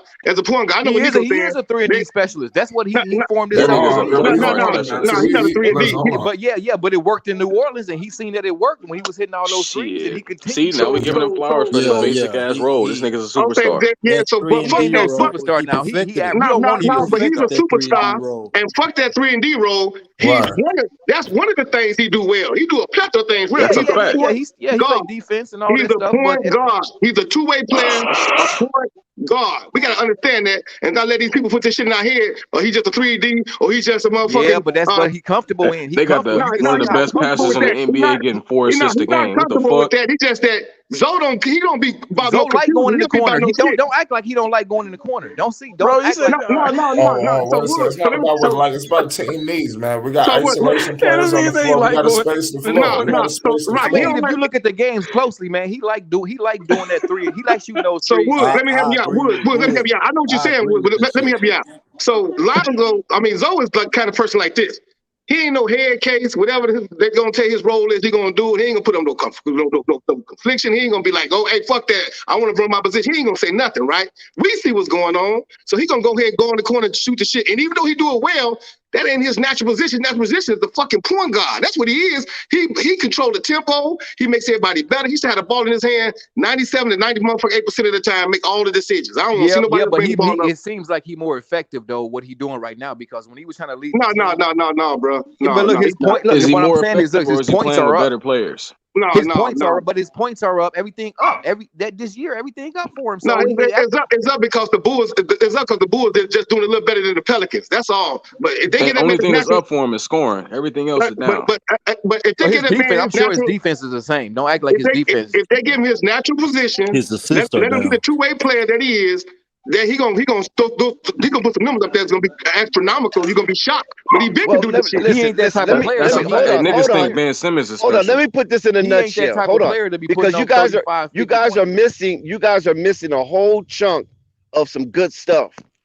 The reason why a lot of Zoe's stats are down is because they flipped the offense, right? When they started out in the preseason, we knew Zoe numbers was going to just be off the charts the way they was playing. And then they had that first few games in the season, and then we start to see a little change in the way Chicago was going. And then once DeMar emerged as a front runner to MVP, the offense flipped. And once the offense flipped, it flipped right in front of our eyes. Exactly what happened. Now the offense is flipping back because the Bulls saw that type of defense that was there in the beginning wasn't there in recent weeks with the absence of Caruso, Derrick Jones Jr., Lonzo Ball. So now they have to play the type of offense and schemes that they wanted to play in the beginning with the Ayos and the Kobe Whites. So let's really put it in perspective. If Lonzo and Alex Caruso was there right now, DeMar DeRozan and Zach LaVine will still not be passing the ball because now they know they can get away with that because of how Alex Caruso and Lonzo Ball is not tripping. Right, and Kobe White is tripping. And that's what's tripping. And that's what Nico talking about. Like I hear what Wood saying. I also hear what Nico saying. At the same time, you gotta let that man be the point guard. Don't let him come back and Caruso come back and you still let DeMar and Zach LaVine do the same shit. That ain't the Bulls got to average 35 assists to win a game. 35 assists, not just 30. 35 assists. And I want to see DeMar have 10 of them. Or more. Period. Stop all that scoring. It's proven you just go 20 points and win. But fuck that. Fuck the NBA. Let's go to China. Fuck all this NBA shit, man. Fuck all this shit, man. Straight up, man. We study about the NBA. You keep saying let's go to China, but you understand the lifestyle is different, though. Don't nobody want to live in China. Do you see what Stephon Marbury did? You want to make some money in China. Did you see what Stephon Marbury did and got a statue built? But look at the lifestyle, though. Look at the lifestyle you have, though. Look at the lifestyle. Nobody want to live in China like that, not 24/7. I mean, they like, let's be real, they like brown cheeks. You can do 1 year in China. You can do 1 year in Europe. You can do 1 year in Russia. You can do 1 year in Australia. But who wants the lifestyle like that, though? You think people want to move around the country like that? Listen to me, bro. If you can get $1 billion a year, possibly a month, $1 billion a year, and you just traveling, having fun, doing what you want to do, winning championships. 1, who gonna beat them? 2, everybody gonna tune in. 3, the ball fucking brand gonna go crazy. Everybody gonna buy this. It's gonna go super duper crazy. But why would you do that? Why would you do that if you leave in the game with $1 billion? I'm sure. This hold on. Let me say this one thing. What if you leave the game with $1 billion? You leave the United States. They shoe deals, all this stuff, Lonzo, all this stuff happen. $1 billion. Do you think that you really have the motivation to move all around the world? You got $1 billion already. Hell yeah! You think they want to keep on going through this bullshit with this racist shit? Coffee talking about politics. Let's try to play a set. You're right though. You know what the people doing, man. You know what the people was. Why would you stay when you know these people got something against you? You know there's a vendetta. You know they at you every day on bullshit. They petty. I'm talking about super petty. If I'm Melo, I ain't even playing that Rising Stars game. Fuck that Rising Stars. That's belittling that dude. He bigger than that. He gonna have to. A mystery injury might come up soon. Yeah, that's what I was thinking too. But he have to do it. He have to do it. He already blew it off last year. He have to do it this time. No. He ain't got to do it. He ain't got to do that shit. I don't care what they say when they say, well, you got to obey what we do, and then we give you the All-Star next year. Fuck that. It ain't promised. That ain't promised. They'll be on some bullshit next year. I thought I was the only one to think like that, but you're right. That's what it is. I'm telling you, He didn't do what they want to do next year, so they snubbed him. They'll keep on like I heard somebody use the carrot theory. You'll keep on chasing the carrot. You'll never get that motherfucker. That's what they'll do to him. They do the same thing every fucking year. So nip that shit right now. Hey, I ain't playing that Rising shit. Hey, KD ain't playing. Y'all either put me in dude's slot. Oh, I fuck that little goof ass Rising Star. Y'all had that shit because Melo is a draw. He's the whole draw. Yeah. Of the whole fucking weekend. Yeah. Fuck the Rising Star the whole weekend. Yeah. He like the fourth can I say person something about that Rising Stars challenge real quick? It's supposed to be a mini little tournament, and Gary Payton is coaching LaMelo's team, so that Rising Star challenge might be a little lit out there. I'm telling y'all. No, that's gonna be like the 3-on-3. Hold on, wait a minute. That's gonna be like Ice Cube 3-on-3 Rising Star challenge. What if they win it? Fuck that lit shit. It don't matter, but that's like Ice Cube 3-on-3, man. Like that. Look, Slim. Hey, Slim. What's up? Melo and them already won. They won. They out of NBA. Zoe, Melo, and Jello, they out of NBA. Fuck that Rising Star. They the whole weekend. Could you imagine fucking Zoe, Melo, and Jello in the All-Star game, All-Star weekend? They all in the 3-point shootout. They all in the skills challenge, and they all in the All-Star game. You know what kind of weekend that'll be? Because they all can do that. That ain't happening. It'll be lit. Happening. But all I'm saying about the 3-on-3 tournament that they got LaMelo in, we want to see him. I want to see him in the Rising Star. I don't care how bad. I want to see him in the All-Star game too, but I'd rather see him in this 3-on-3 tournament. I don't care how bad I want to see them brothers. I stand there and let them be degraded like that as a whole family, as a unit. Fuck that rising star. They bigger than that. Right. That dude, the whole family bigger than that. But that ain't happening though. That ain't happening. I get how big. I'm not about to compromise myself because the rising stars. It was over 2 million people voted for just Melo alone, and they said the man didn't make it. Are y'all serious? I ain't about to make no rising stars. I ain't want to watch that shit. You gonna put me in that All-Star game and not play the Rising Stars, or I ain't playing that weekend. I'm not coming out. You're not gonna use me like y'all keep using. That's all they want to do is use the man for marketability, this, that, and other.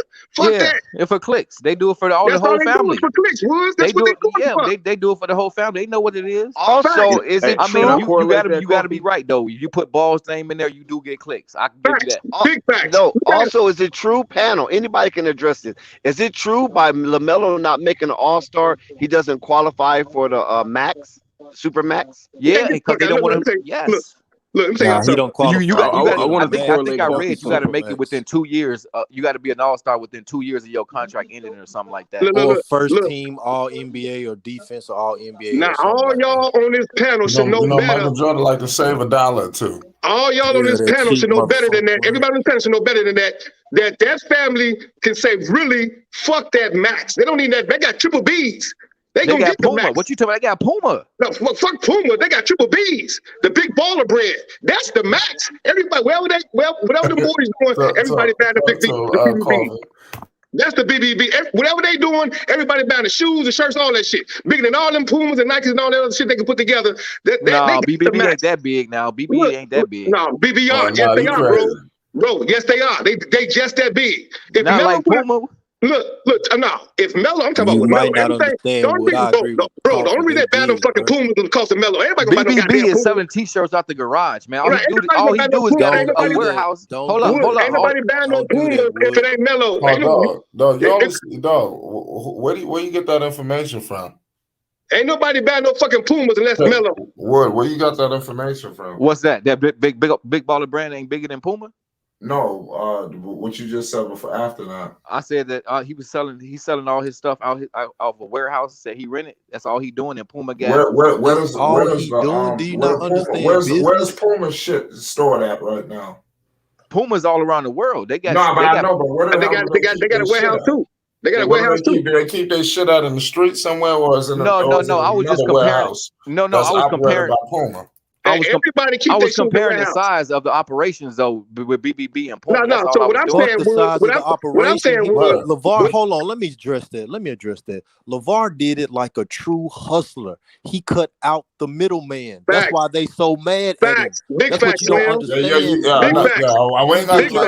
We trying to talk to you, man, because we can come full circle. We ain't just gonna kick you out for saying. Yeah, don't say LeVar selling shit out of his garage. He cut out the middleman. No. I'm not trying to downgrade what he's doing. I'm just saying that this is a comparison between Puma. He don't have nothing on Puma. He probably So what I'm saying, there's nobody buying Pumas unless LaMelo rocking that shit. Nobody's thinking about Puma. I'm telling you, if Melo ain't rocking that shit, ain't nobody buying. I don't give a fuck what kind of colorways they come out, all that shit. Steve Coder might go sign with the motherfuckers. Ain't nobody gonna buy no goddamn Pumas. Wait a minute. So it's not gonna be y'all think BBB is still from being in LA? It's a lot of maskins with Pumas. So y'all think BBB is gonna be still gonna be dead? It ain't dead. BBB ain't dead. No, hell no, BBB not dead. I know a lot of people that rock ACL. I'm not talking about dead to zero. I'm talking about Brown in transition 6'9". I just ordered the G3s. I got them last week, right?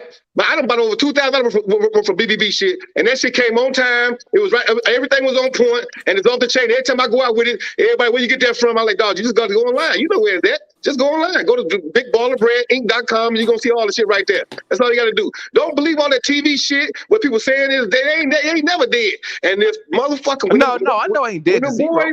When them boys with that shit, if motherfucking Melo had them BBBs on right now, that shit'd be gone. But he got 10 years. He sold his soul for 10 years to Puma. No, but that ain't... He sold his soul for 10 years. That's what I'm saying, though. What are you talking about? Nobody sold their soul, bro. So we don't know what happened with that situation. When you sign, no, that's not the dog.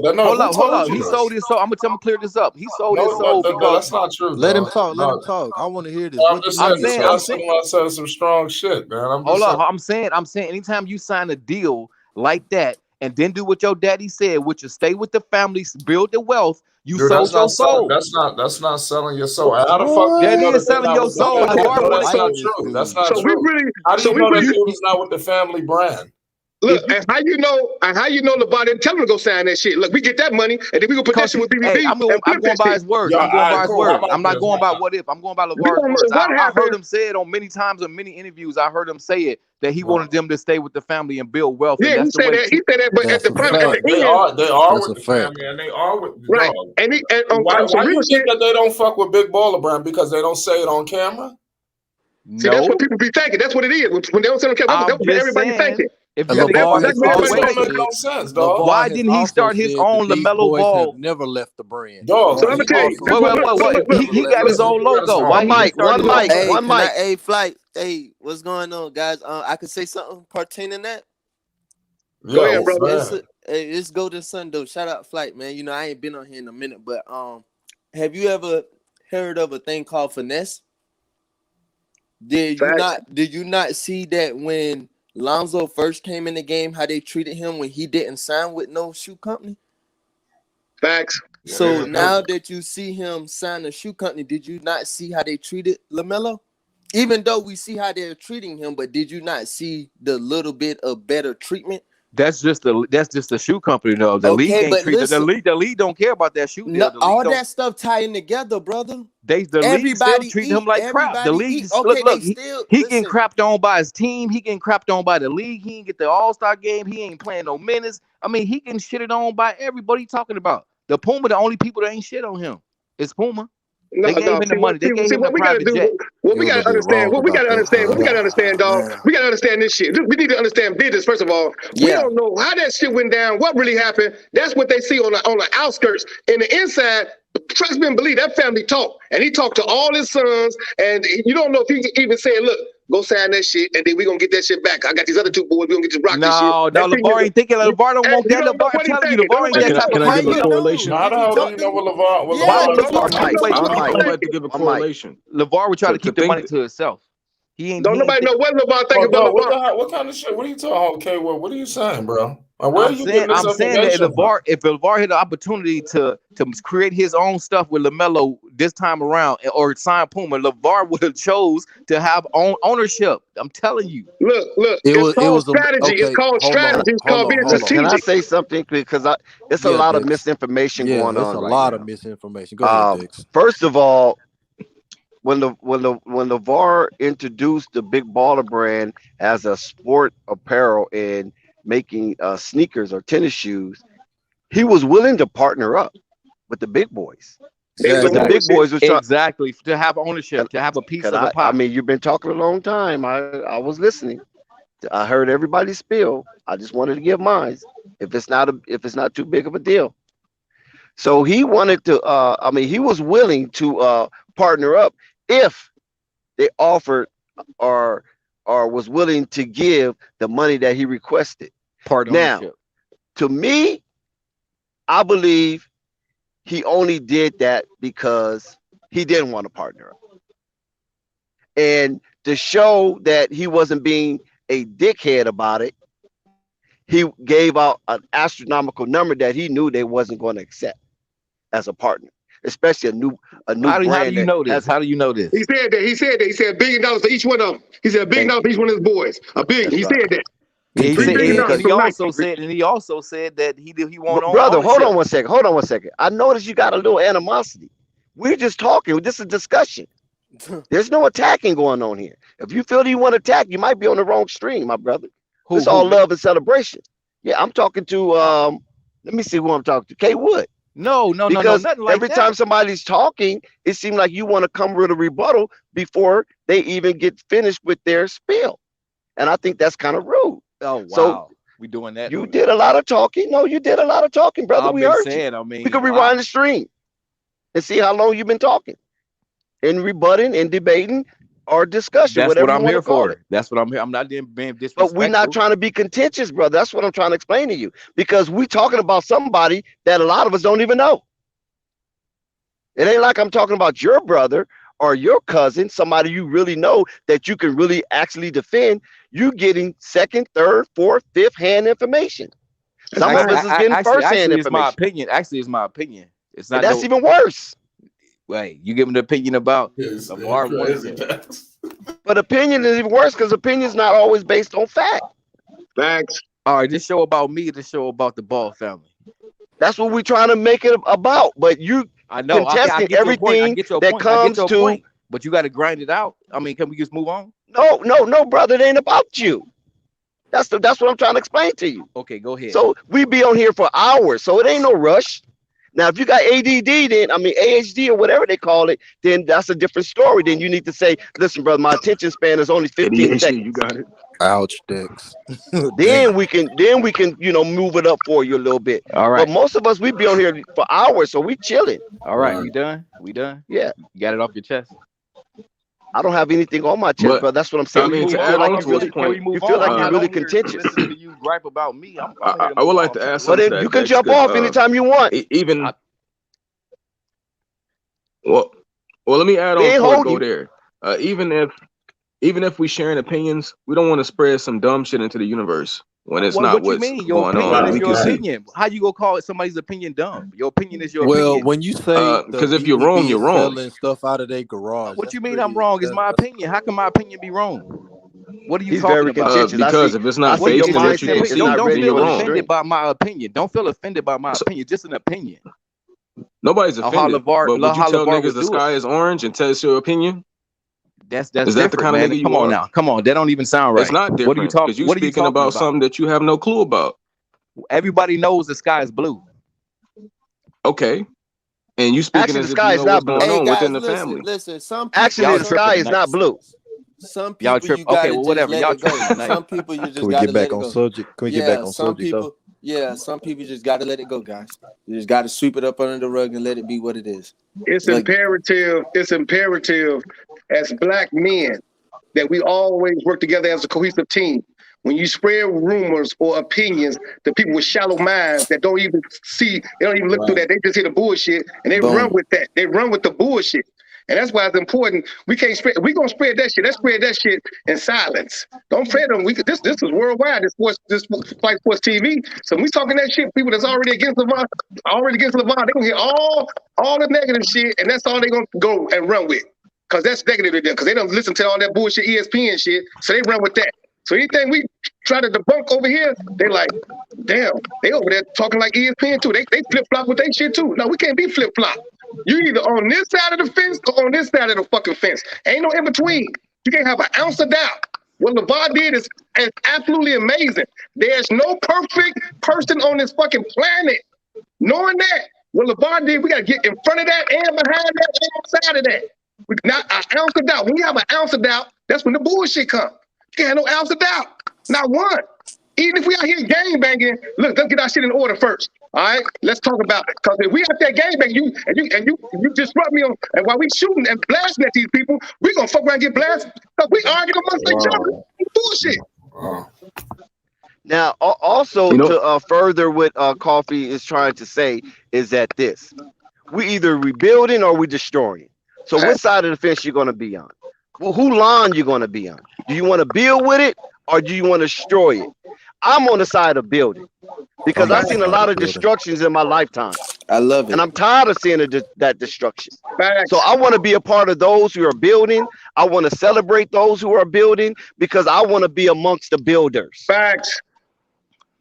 I'm not a demolition man. We got to do that right there. Feel free to have an opinion. But that shit can't be that fucking. It can't be a dumbass opinion. It's important to do that right there because if we don't, bro, they can't wait to put the fucking fire out. That's what they want to do. LeVar came with some awesome shit, big ball of bread. It's awesome no matter how you look at it, no matter how you cut it, it's fucking awesome. It's easy to talk shit about anybody brand, about anything. But notice how they put the whole goddamn it, the microscope on his shit as a black man. Come on, man. Hey, come on, when Phil Knight was selling fucking Nikes out this motherfucking, what's the name, out his trunk, it was shit going wrong with them. It shit still going wrong with Nike today. It's just Jordan saying Nike. Oh my goodness. If it weren't for motherfucking Jordan, it wouldn't be no motherfucking Nike. You know what I'm saying? So, come on, man, LeVar got some cold. If you know what's crazy? They build Jordan up so well, and apparently he a bitch ass nigga. Unfortunately, and I can't even debunk that shit, Nico, because he's doing some shit. But that's your I can't opinion, even though. debunk it. Right. I can't even debunk it because he's doing some petty ass shit. Anytime you play with them boys like that, Melo don't need no coach. He don't need no shit. You don't coach nothing like that. When you got a Melo on your team, you sit your motherfucking ass down and let him go. Back both ways. Let him make a mistake. Because his good shit gonna always outshine his mistakes all the time. If they would have had John Morant, they would have did the same thing. Dean Smith set Michael Jordan down his freshman year. Didn't start him. That was James Worthy's team, and Michael Jordan doing the same shit. And Thank you. That's all I was saying. And the damn NBA is right. They right up in there with it. So that was the right system for them to come over there and on some. Let's control Melo. Let's control him. That's all that bullshit. Yep. That's all that bullshit. And Coffee in the panel. The narrative on Michael Jordan is that the reason why he don't have all the collegiate records that's available is because Dean Smith was holding him back. That's the narrative. And that's what he do. He doing the same shit. And along with the NBA. They right with that shit, because that man got something so cold. That big baller brand is so fucking cold, dog. They came out, the big baller brand, it was $400. How could he charge so much? How the fuck Louis Vuitton charge? How Louis Vuitton charge? It was also a false narrative spread tonight. It's just that they trying to destroy a mindset. That's what they're trying to do. If y'all was listening to Flight, y'all would have thought the Knicks would have been winning this game. That means somebody else. Hold on, show some respect. Tell them. I was gonna talk about the Knicks. Lakers came back, whooped that ass. Come on, man. I was trying to let that shit fly under the radar tonight.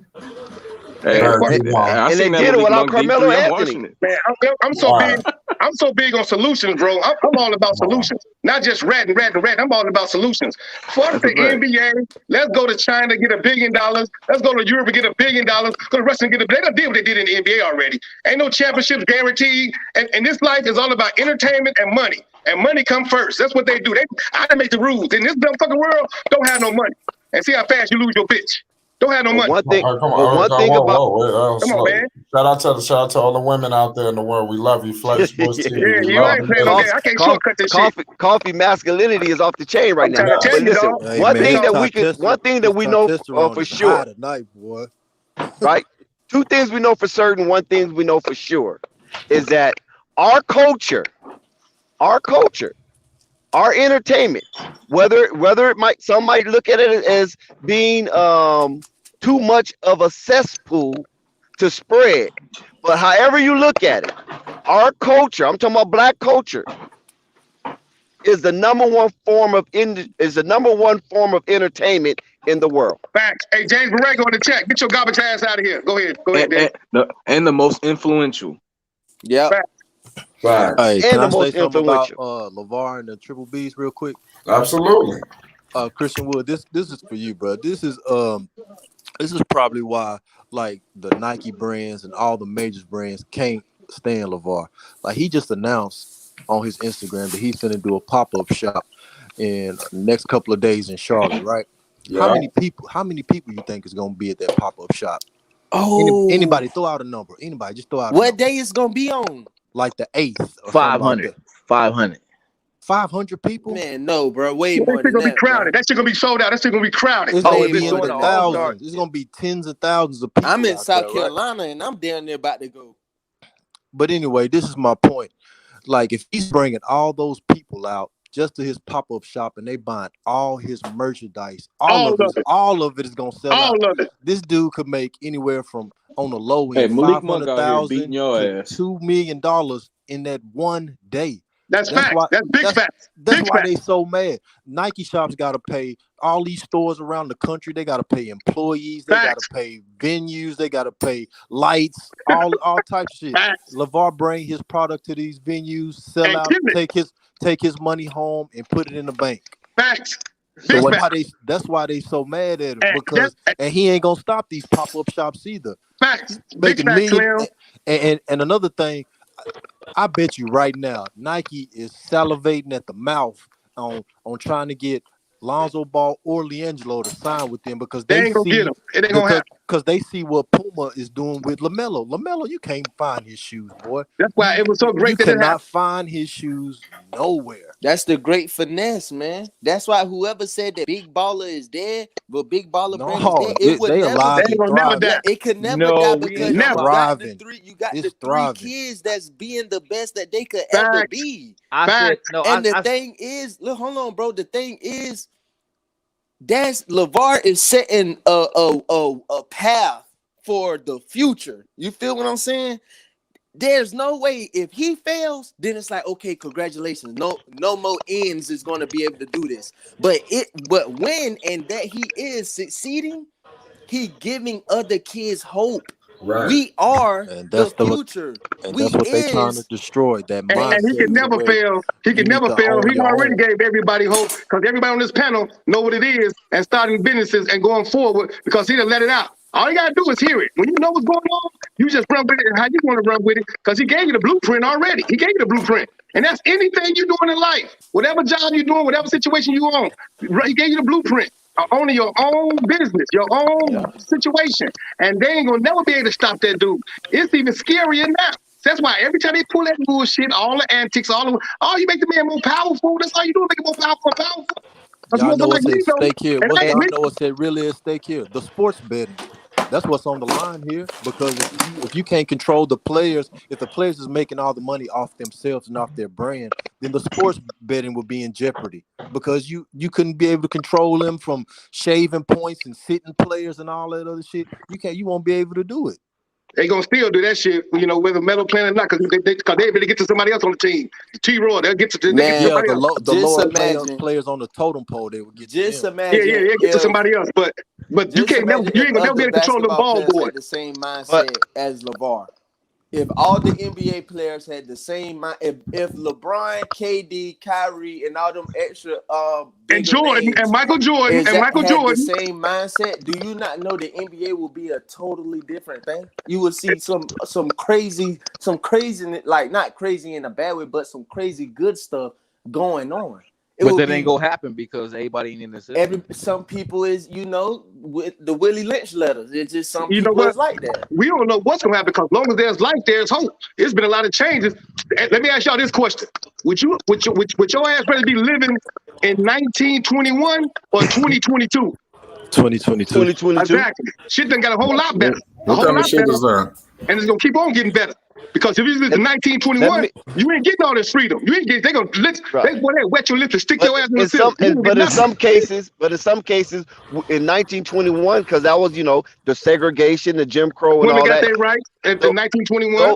Those are the situations where we as black folks flourish the most because we had to keep our money within our own communities, and we had to develop things for ourselves. Yeah. So in some aspect, it was good.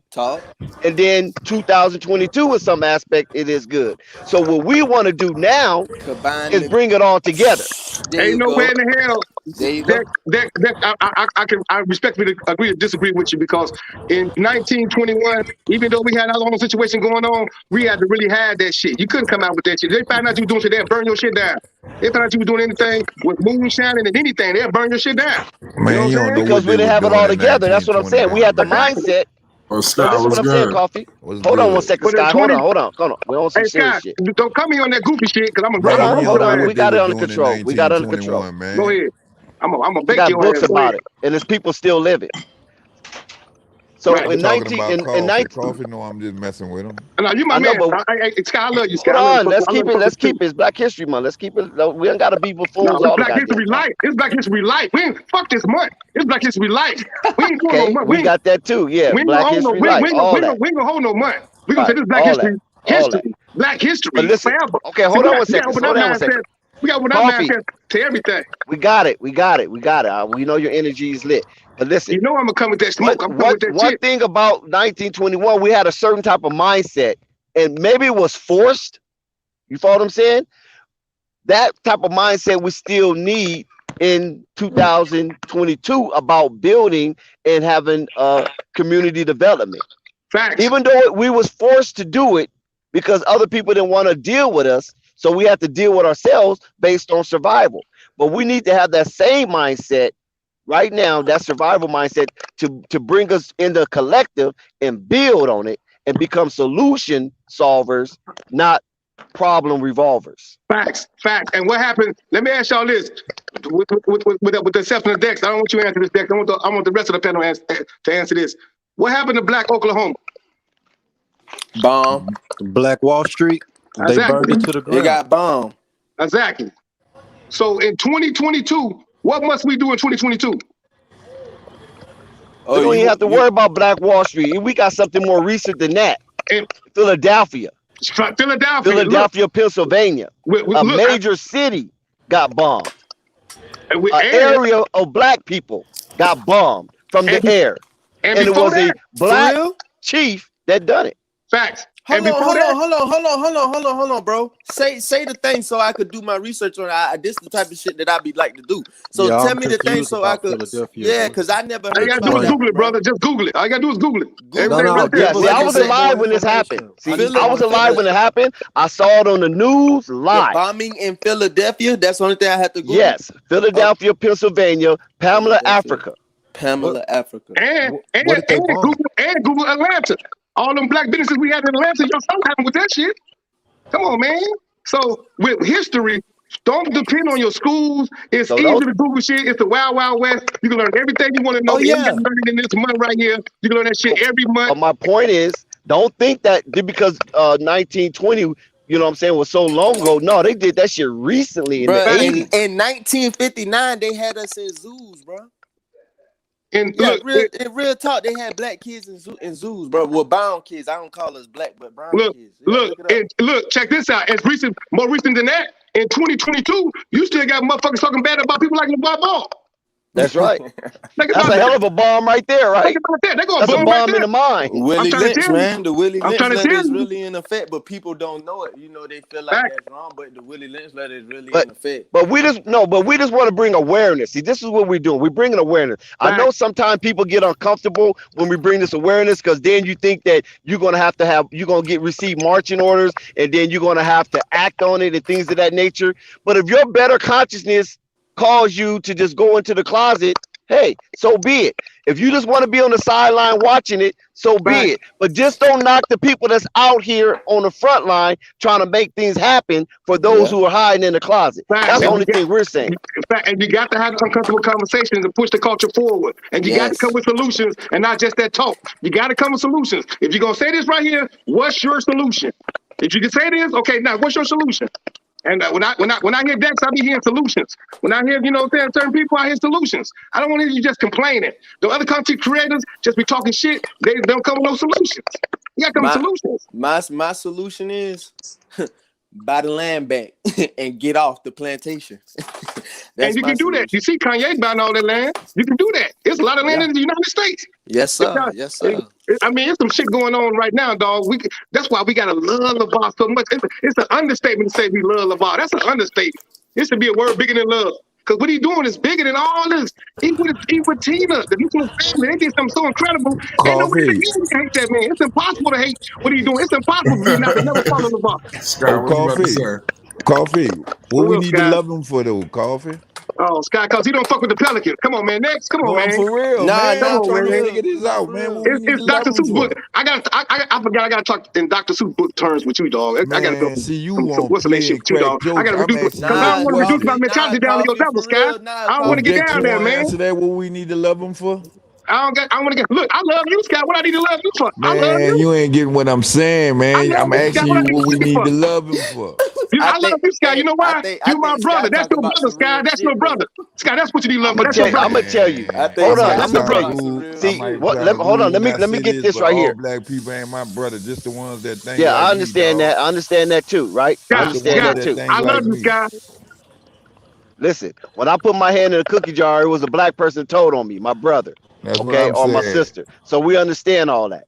We got stuff inside the house that need to be cleaned up, but we don't have to air out our dirty laundry all the time. Sky, you one of them types of like air out your dirty laundry. Need to love them for y'all saying love them. I'm trying to figure out what we need. No, this is what we're saying. Listen, he embarked on something that was very taskful, right? You're right. What he embarked on was to challenge the status quo Facts. and to bring in or usher in a new dispensation. Basically meaning this right here. Facts. I got some boys. I'm gonna just say Lonzo right now. I got Yeah. Lonzo that's balling out of control, and he heads and shoulders amongst his peers.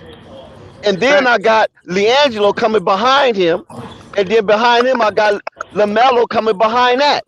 So my 3 ball boys, I'm gonna start a company and use each 3 Bs in my company that represent my sons. It blew up in his area. It blew up in his city. It blew up in his county, and it blew up in his state. Okay, now let's take it to the big level now. Facts. You understand what I'm saying? Because we ain't gonna stop there. Let's go bigger. So now that Lonzo is Lonzo is coming into the NBA, and he got a lot of fanfare. Let's bring in some shoes to go with the fanfare, so we can, you know what I'm saying, reap the benefits of my boy. Because if I don't reap the benefits, somebody will. And that's because you're not gonna just turn down no 30, 40, 50 million dollars, okay? Just for a shoe deal. So instead of you, son, only getting 40 million off the shoe deal, while they get 400 million, because you coming in with a fanfare and you playing with the Los Angeles Lakers and you in the media market, the second biggest market in the United States. You understand what I'm saying? Outside of New York. Right. New York #1, Los Angeles #2. You follow what I'm saying? But what I'm saying is that that alone, and you're part of the Lakers franchise, that alone could bring you 200 million. So why settle for 40 million when you can get 200 million? And then you got Leangelo coming behind you. Then you got Lamelo coming behind you. This thing can get so big. Facts. Because they already have the resource. What is the resource? The talent. That's the resource. That's all you needed. Right. I get what you saying, but I'm saying what I need to love him for. Look, Scott. He's giving us a blueprint. No, dog. Because I know where you be going. I know what you be on. Can I comment on that though? Let Scott talk. I don't That's understand different. But his y'all question. saying love him. Hey, Scott, I'd like to comment on that. Because you know, it's not gonna come off like, you know, I'm just overly supporting LeVar, and I know people like to feel like that, but they have a different understanding of what LeVar Ball is doing for the culture, and that's important to them. But for a dude that, let me see, LeVar Ball came out when I was probably 21 or 20. When I seen him, I immediately was drawn to him because not only was he doing business, he was putting out the energy that young black men need to feel on this planet, not just for themselves, but to push our culture forward in positive ways. I know anybody with any type of father issue, when they seen LeVar Ball and the way he supported their children, instantly was touched. Immediately. Because it's a lot of niggas in our culture who are athletically gifted, who just needed just a little push. That's all they needed, and couldn't get it. You know what I'm saying? And when I'm going through what I'm going through in life, I'm looking at LeVar Ball. Not only is he trying to make a statement, and he got the son that's out there producing, he's out here expanding his business. He's out there bringing other people up. He's a representative of our culture, and he's not representing it in a shitty way. This nigga is out here doing everything he needs to do as a father and as a businessman to change our culture for the next 100 years. And you already get to see, you already get to see some of that now, whether it would be within basketball or business or fatherhood. If you ain't gonna love him for certain things, you gotta love him for some things, because we don't have many representatives that is gonna be a representation of our culture in a positive way. Niggas look at us as nothing but music and fucking sports and TV. You know what I'm saying? This man is not on the music, sports, and TV at the high level. He more so just pushing an energy. This everything and more. He changes energy every other day. He can be talking to you about basketball. He'll come talk to you about Zoe music. He'll come talk to you about business. It don't matter what it is. We need that as a black culture. We cannot be boxed in, and he's not boxed in.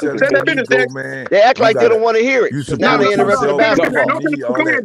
Oh, I'm sorry, Dex. It was the One last mic. second. It's OT now, though, Go ahead, unfortunately. Dex. Finish it, Dex. Any brick that Well, stop. You didn't hear that. they gonna lose. This is how people use their deceptive intelligence. How? They give you a little truth, but then they mix it with a whole lot of falsehood. Go. Because we What's know the false? hold on one second. We know men and women is truth mixed with falsehood. So we know it's there. You understand? Because we're not born perfect. Even the earth is not perfect. The earth has a wobble. You follow what I'm saying? So we have a wobble in our nature too. And sometimes that wobble leans more to falsehood than the truth. So what you just said, Sky, you put a little truth in there. Charity starts at home. That is true. But you didn't continue on with the then. Then is a continuation. It's connecting you to something. Then charity is spread abroad. So yes, charity starts at home, then you spread it abroad. But you don't put that abroad. No, you didn't tell him that. Stop lying. I told him You did not add. I gave you. Listen, I gave you ample opportunity to say, Scott, finish it out. You wouldn't finish it out because you knew where I was going. Because when you say spread abroad, that means spread it amongst all your people. Tell you that. Gotta get your goof ass out of here. You don't got all your people in your fucking house, dog. He hit you with the facts, guy. He hit you with the facts. See, that's what I'm saying. Look how he's talking. Look how he's talking, y'all. Man, I'm just being. Look how he's talking. He hit you with the facts, guy. You gotta listen to that. Look how he's talking. Man. You see? Swallow your pride. You see that deceptive intelligence? Dex, you're right. Swallow your pride. I mean, swallow your pride. Listen, you don't have to look up. I was told this by my dad. Just ourselves. You don't have to look up to nobody but yourself. That's what I was trying to get at, Nico. That's why I told you to hold up. Don't agree with him. Because charity starts at home, then spread abroad. Yeah. Look, I don't know if Sky knows this, but a lot of people ain't that smart.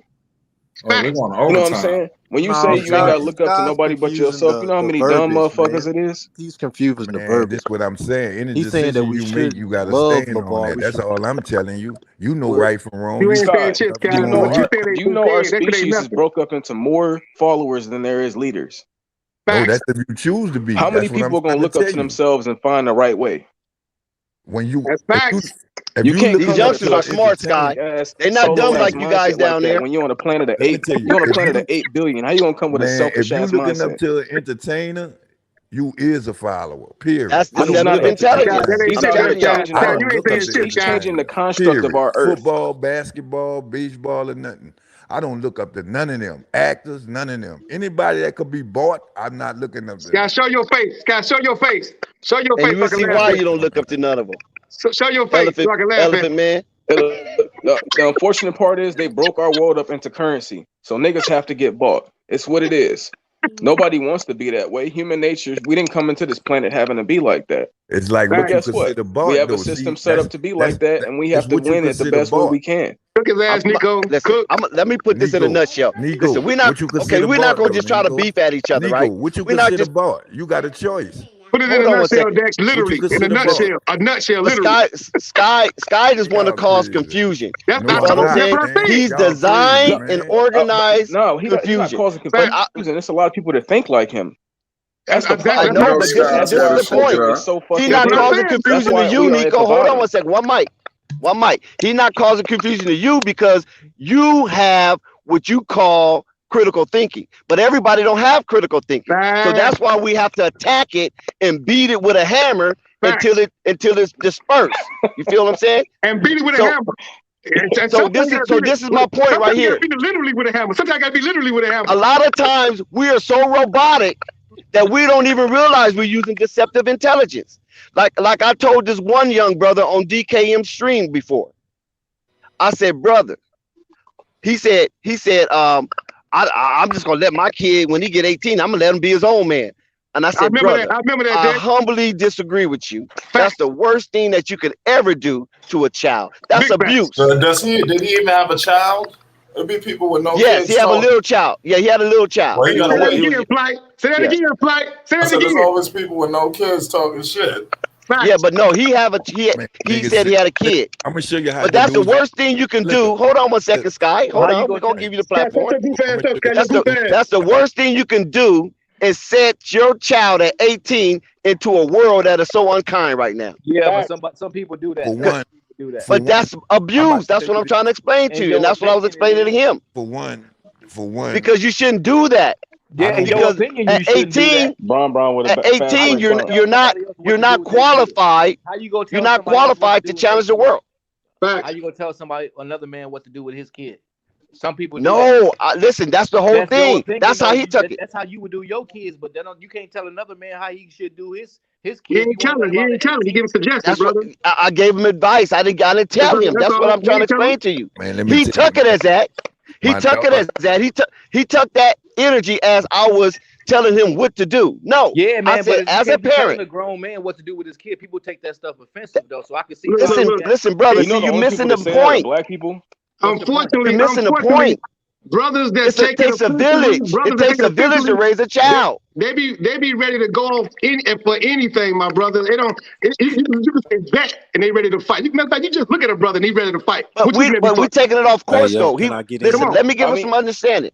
What happened was I was giving advice as a parent who's been a parent, because I think at the time this brother was like 23, 24 years old. Shout out to Chad. So I'm double his age, so I've been a parent longer than him. I'm not saying everything I'm saying is right.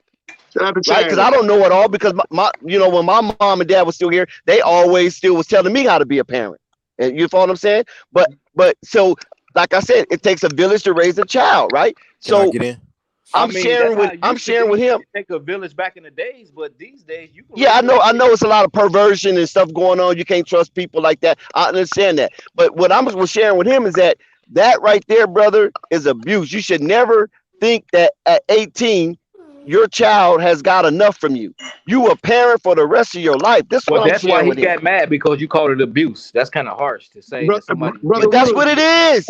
Brother Woods, if you telling me something right, but you don't know what's going to happen. It's a mental abuse. It's not physical. It's not physical. Brother Woods, you grown and I'm grown. Brother Woods, you grown and I'm grown, right? If you telling me something, I don't care how hold back I am, or standoffish I am, that I be. If you're telling me something right, I'm gonna listen. And if it's some good, insightful information, I better listen. Because like Dex said, we don't know it all. So I'm gonna listen to you, Brother Woods, because you're saying some stuff that's gonna help me out. If you're gonna help me out, and that's gonna help me advance in life, I'm listening to you, brother. I ain't gonna get angry with you because I'm a grown man. Like, brother, you talking to me for I'm a grown man. I'm gonna say thank you, Brother Woods, for give me that mindset. I need that. I need that insightful information. Well said. And that's all it is. Me as a brother was sharing to another brother. That's not a good concept, because what happens is a lot of us was brainwashed to believe that's a good concept, because they wanted our kids at that right old age of 18, while they can use the labor of them, and then the parent will not be in that person's life to give him sound advice to how to navigate through the world. And you know what? I agree with that, something. Dex. I agree with that 100%. You see we it all all the responsible time. for ourselves. Even with the NFL draft, they be in the house with a black kid with a white family. I never understood that. Like, no, you understand it. You understand it. You understand it. You know what's going on. I don't understand that. Now you know what's going on over there. Come on, Scott. You know what's going on. Thank you for the black brother that's suing and got the litigation against the whole NFL. You know exactly what's going on over there. Right, but this is what I'm trying to get at. Like, literally, like, y'all thinking I'm saying something bad about them. All I'm saying is you got to trust yourself as a person before you could trust anybody else. You get Everybody what I'm saying? that's anybody, even the ones that trusted themselves, needed somebody else. From the president to anybody. Can anybody in this world make it by themselves? Nobody. It's impossible. Everybody needs impossible. Somebody. Exactly. Let me share this right here real quick. If you do impossible though. Let me say this real quick, Nico. Just hold your thoughts. Oh, okay. I'm just real quick. If you go on with that type of logic right there, then you got to ask yourself this. Since you want to be so individualistic, you got to ask yourself this. If you practice something wrong all your life, and when it's time to apply it, how will it be applied? Right. Shout out to Chad in the chat. You know, if you practice something wrong, say for instance you playing sports, and if you practice your craft wrong, and then when it's time to present your craft, how would it be presented? See, you craft What's your point in that? You craft your. Come on, y'all say that's easy. That's easy. Come on, y'all know that. Come on now. It's simple. Come on now. Let me share you with. No, I'm not gonna belittle you, K Wood. I'm not belittling you. So my point is this: if you practice it wrong, when it's time to play, you're gonna play it wrong. Okay, you just put it in a different concept. I had to take because you know when you do the same thing in repetition, you're gonna go out there and you just can't change it, and it's spontaneous when you've been doing the same thing forever. You see what I'm saying? That's right. That's right.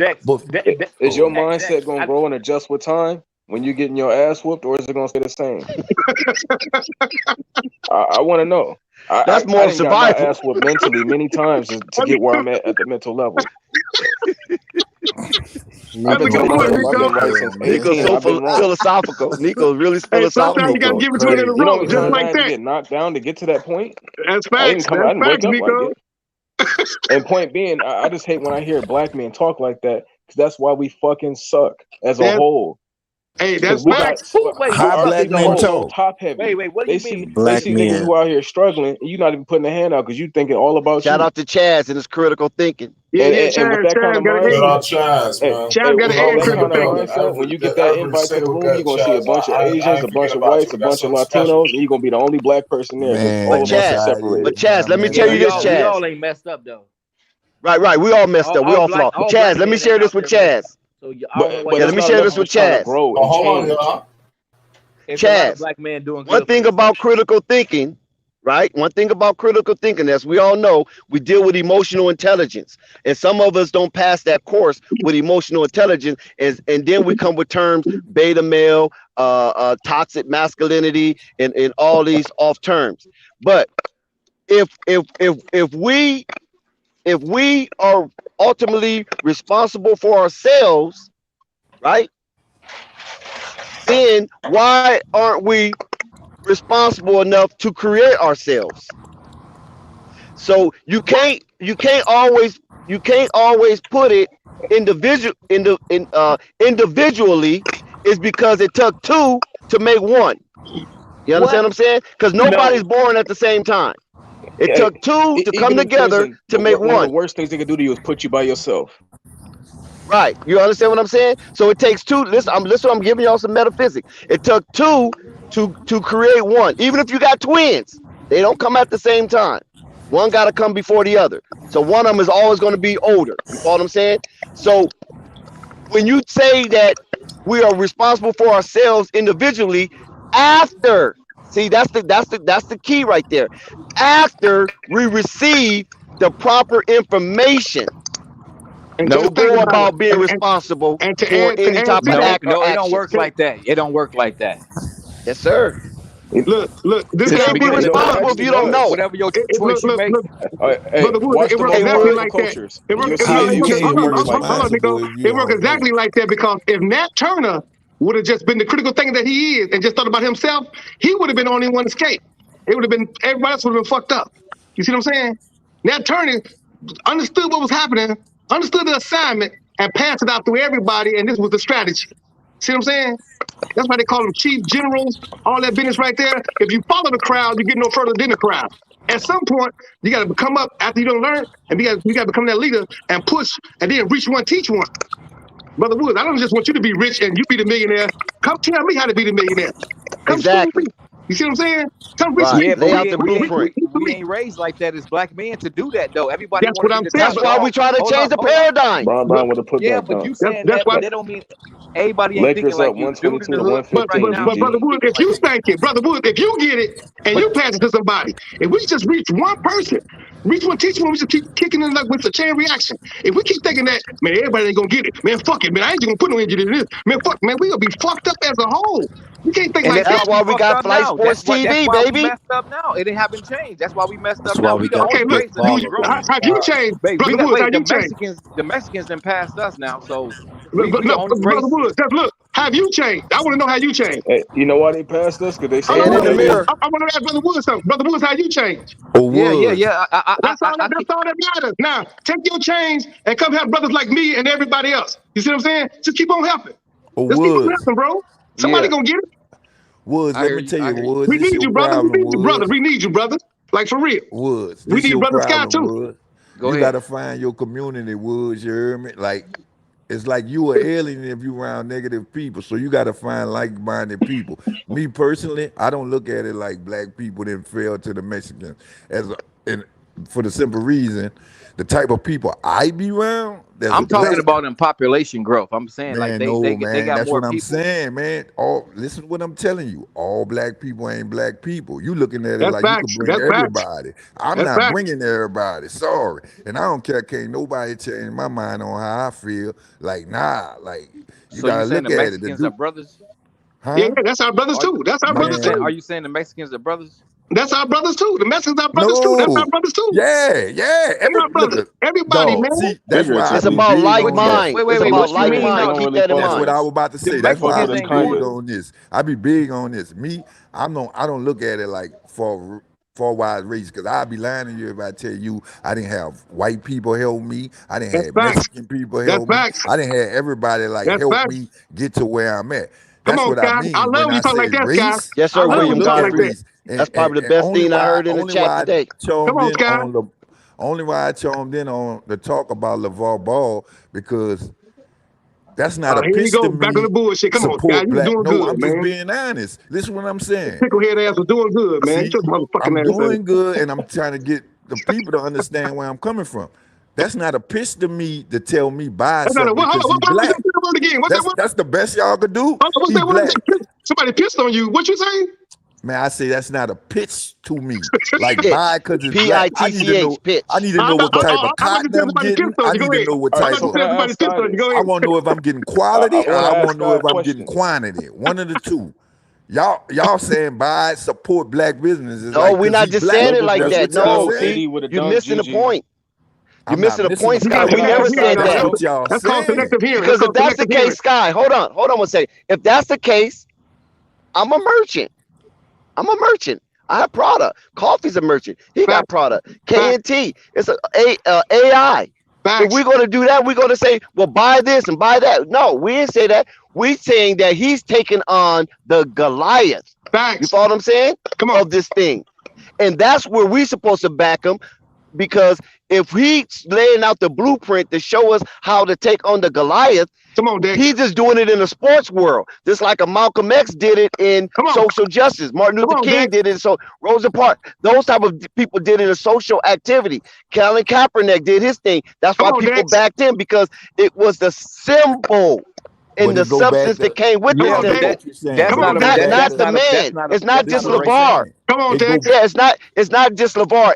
LAVAR. It's not the VAR that we just want to love the flesh. We want to love that mindset to not be afraid, to be fearless, and to pursue and have worthy of your product and your commodity. That's what we're talking about. Y'all better listen And to him. listen, and as a person who pushes product, you know what I'm saying? Now I'm talking about legal product here, not no street shit. Come on, Dex. As a person that pushes product, well, my old days, but look, as a person that pushes product, I understand the format and the struggles, the pain and the pongs that come along with trying to be successful and convincing people that you have something of good to offer. I understand that. That's why you don't see me over here on Flight Sports TV talking about my shit. You understand what I'm saying? You heard me say nothing about my shit because the mindset ain't even right yet. I got some shit. Because if Flight was to put merch out right now, then people gonna be saying, "Man, Flight up there trying to sell his merch, man. That shit is garbage." Nah, we up here every day on this panel. Exactly. That's what you ain't gonna buy nothing for the Pelicans. But we talking about LeVar. Man, how you gonna mess with Flight and you talking about LeVar? Man, I'm messing with Flight. That's a dichotomy right there. Pelican shit. You gotta make some Pelican socks. All that shit. All right, Check this out. This is what I mean. Why I mess with Flight. Because for the simple reason, I talk to Flight. Flight be on here. Yes, sir, Chaz. When I'm gonna talk to LeVar? If I need something, when I'm gonna talk to LeVar?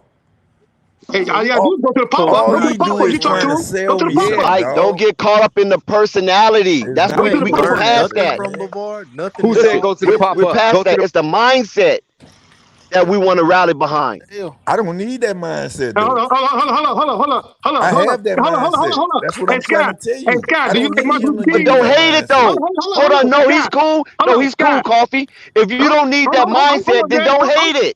Don't hate on people who do need that mindset, who do need that example. Scott, you like Martin Luther King?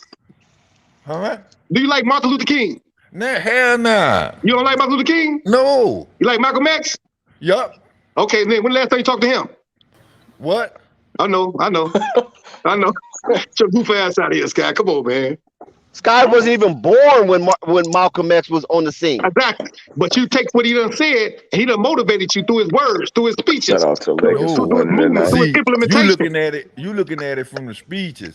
I go off of what they said about him in the history book, and that's how I feel. They said. What they said. Come on. Yeah, it's the truth. It's what they said. Yeah, come on, man. Listen, if Malcolm X was here right now today, told y'all like mine. So whoever wrote that and said that's what it's about, like mine. That's what it's about, like mine.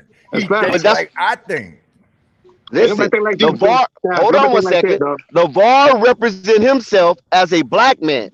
LeVar don't represent himself as anything other than that. Even though he's in a interrelationship, a marriage, he represents himself as a black man and leading that. He ain't come to his household. He's not even talk about the man. He's not. He married. Listen, but I'm talking about because I know. I know. Listen, I know. You're talking to somebody who knows. He doesn't represent himself as somebody being immersed in some Neapolitan society. No, I'm black. I'm from the hood, South Central, the jungles. You understand what I'm saying? And this is what I'm representing for my kids. I protect them from that. I go back, but I didn't bring them until they got older. You understand what I'm saying? Listen with the situation, what happened with Lamelo when he was in the gym. You know about that story? When they were shooting in the gym. And he had to grab and protect Melo because Melo's looking like, oh shit, what the hell's going on? Because he wasn't familiar with that type of environment. Look, this is the question I got. What did he just say, Dick? What did he just say, Dick? What did he just say? I mean, Sky, what did he just say? What he protected Melo from when they were shooting in the gym. I heard all that. And so do you understand why? You understand why he did that? Huh? You understand why he had to do that? Yeah, they ain't built like that. Okay, then. That's important, man. Come on. Yeah, I know. I got clear understanding. But the point I'm getting at is, why would you even put him in that position? No. You in the position. No. If you protecting him, why would you even put him in that position? You can't go back to where you grew up to play basketball and train? No, you can't go back. Why would I want to? That's not true. That's the question. Why would I want to? That's not true. That's not true. Because I got homeboys that's millionaires. I got homeboys that's millionaires that still come back. Why would I want to go? But they got a good name. That happens anywhere. That happens anywhere. You go. K Woods, you go to a party. You go to a party and they can start busting in the party. Come on, man. That's what I'm saying. But I'm saying, why would you go back? Why would you go back if you know it's a chance that something will go down? You can go to the party. Where you go?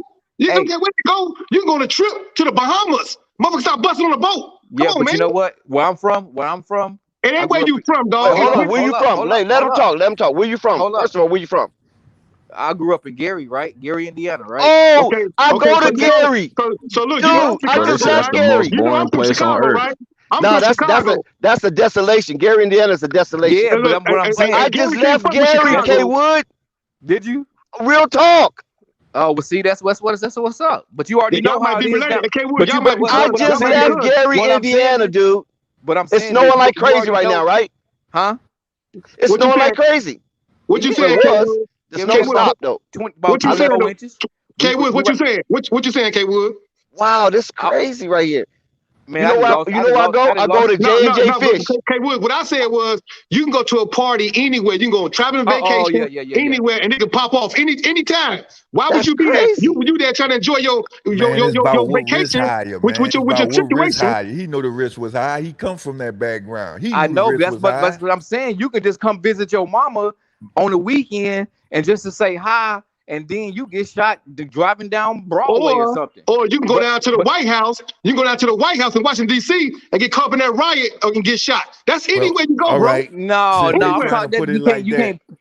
If they're trying to put it like that, all you got to hit them with is who is more likely to kill you, a black man or a white man? You. That's what I'm saying. You killing motherfuckers now. You, Sky. You killing motherfuckers now with that mindset. That's across the board, though, Sky. Honestly, that's across the board. Whoever you're around, that's who most likely will kill you. Man, I mean, that's an FBI report. As an individual, Dex. That's what I'm talking about. Me as an individual. If I'm Asian, I'm most likely to be killed by an Asian. If I'm white, I'm most likely to get killed by white. People can be sleeping with a killer. That's how it really works. So don't use deceptive intelligence, please, brother. You could be sleeping with a killer. You could be sleeping with a killer. Stop playing. Come on now. That's the problem. That's why we can't get ahead, because we lying. Dr. Naeem Akbar. Yes, sir. Dr. Naeem Akbar. We lying to each other. That's why we can't get ahead. What we right lying there. about, Sky? What we lying about? Y'all know what's real. What's real? What's real? All you gotta do is look at the stats, man. Everybody has. Listen, hold on. He trying to talk about black on black violence. Can I speak on some stats? Exactly. But everybody has that in their community. He talking about stats. Hey, Dex, you said you went to Gary. You said you went to Gary, Dex, but you should already know that ain't nobody working together. Yeah, I know about Gary. What I'm saying is the next man ain't working with the next man. That's just how it is. I mean, everybody about Gary's definitely hold up. Everybody ain't nobody messing with everybody like that. Hey, at one time I thought City Hall was boarded up. Oh shit! I'm gonna assume I know the whole town boarded up though. You got somebody. So I know. I go to J&J Fish, and that's where I get my food. It's a ghost town. You got somebody in Gary helping somebody, K Woods. Somebody, look, I'm from Chicago, and we rougher than Gary. So somebody helping somebody in Gary like they helping somebody in Chicago. What you mean you rougher than Gary? You know Gary don't play? Can we? Can I address some statistics real quick? It's the same thing. Hey, it's the same thing. Gary, Chicago. Yeah, but it's hey, my mic must not be There's a lot of working. Chicago cats in Gary. Hold on, we go back and forth. We go back and forth. I don't think niggas hear me right now. Hey, we go back and forth. I know, but Coffee. It's a lot of Chicago cats in Gary. Yeah, and that's what I'm saying. The housing is cheap now, man. You can buy them houses for $1 now.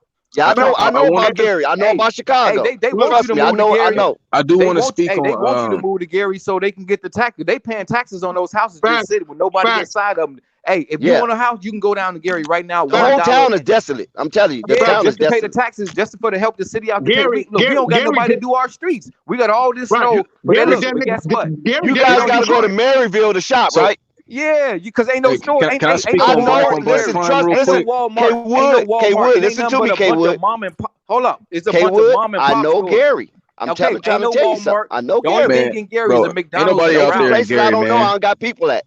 The only thing there is Rowley's and McDonald's. Ain't no nuts there. Everything else is Joe and Smith shop and this and that. Right. You gotta go to Maryville. I know all about Gary, Joe. Everything. I know a lot of Chicago cats down there running things in Gary. Hey, can I speak on what Sky said? It's just a different lifestyle. It's just a different lifestyle there. I don't know what it is, but the diggers are down there. It ain't like that. We ain't getting along. That's why it's important for us to keep rising together. Ain't nobody doing nothing together, man. But that's why we got to keep on going, bro. That's why we got to keep on going. We can't stop. We gonna hit Gary next, though. We can't stop with Gary. Listen, the train is coming to Gary. Man, all I can tell you. Oh, you working, Nico? We hear you. Go ahead, Nico. Well, damn, niggas gonna let me get a word out or what? That shit is insane. Yeah, go for it. Oh shit! Hold on 1 second, Nico. No, hold on. Hey, Ali, the guy, you won't believe what's happening right now. I'm right now looking at Reginald Lewis because that's going to be my spiel for Black History Month highlight. Reginald Lewis. Oh my God! Look how great minds work alike. Ali, the God. He said a book recommendation. Why should white guys have all the fun by Reginald Lewis? Do you guys know who Reginald Lewis is? Yeah, I heard about him.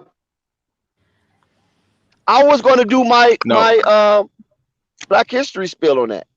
Shout out to Ali the God for that, man. Explain who Reginald Lewis is. Reginald Lewis. Can I go first? The first black. Oh, go ahead, Nico. I'm sorry. I'm sorry, bro. No, look, it's all good because when I hear that black on black crime shit, that shit really irritates the fuck out of me because people don't put it in context. We are 12% of America. So anytime you No, we are 12% of America. Is that including the people that's locked up? No, we know that's facts. That's including people that's locked up. Hold on. Are we 12% with the people locked up, or just 12% yes, walking out? That's 12% of the population in America. Do you know how many black men locked up right now? Hold on, let him finish his spiel though. So that used to be the case. He's gonna get to his point. But now the census do count inmates. The census do count inmates. Let Nico get to his point because he's gonna get to his point. Let Nico go ahead. Check this out. I'm smart enough to fill that in for you also. Watch this. Cap. We are 12% of America. So when we talk about black on black crime in the neighborhoods we live in, you have to understand most of our people are bunched up in small areas. We're going to get a higher percentage within our culture of what it seems like black on black crime, but crimes are committed outside of our culture at a much higher rate because they have almost hundreds of millions of more people than us. You say crimes are being committed outside our race? At a much higher rate. Listen what he said. You're not listening. You're not listening. He's saying facts. Crimes are committed by other cultures at a much higher rate than ours. Ours are inflated. You talking about crime?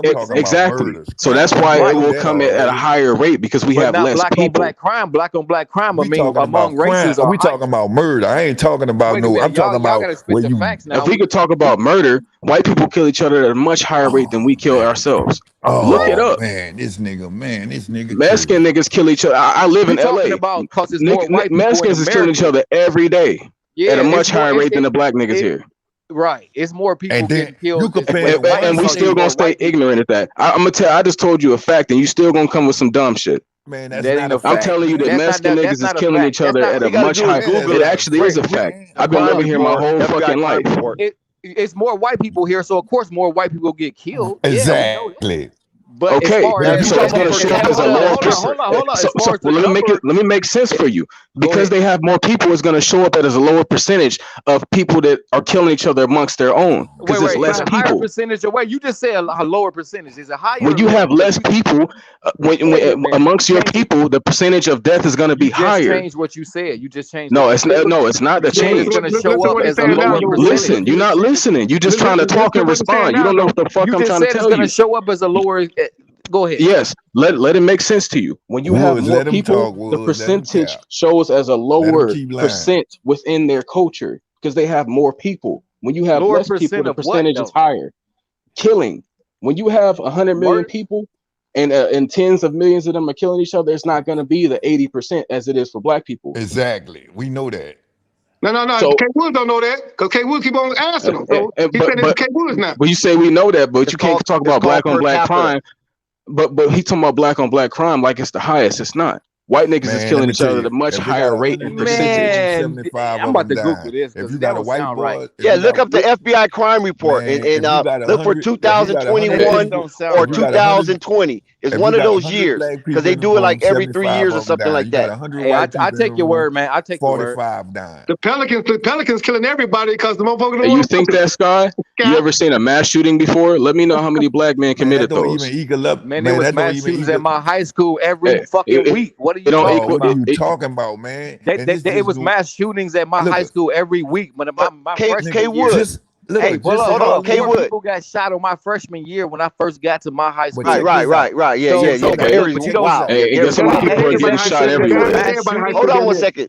K Wood. Do you go to J&J Fish? That's what I want to ask you. Man, you already know. Look, we speaking like these incidents are isolated. They're not. Hey, he big now. And he big though. But look, he started off small. Just like I know. It's J&J Fish everywhere. It's all in Chicago. That's right. Yeah, it's in Atlanta too. Yeah, it's been Yeah, but he started up. But he started off with his own. All of them ain't good now. All of them ain't good now. You got the specific ones. JJ Fish been on some bullshit. I go to the one on Bird. I go to the one on Bird Street. I go to one. That's where I get mine. Oh, okay. Can I make some sense? Hey, you be out there. Whoa, I don't go out there.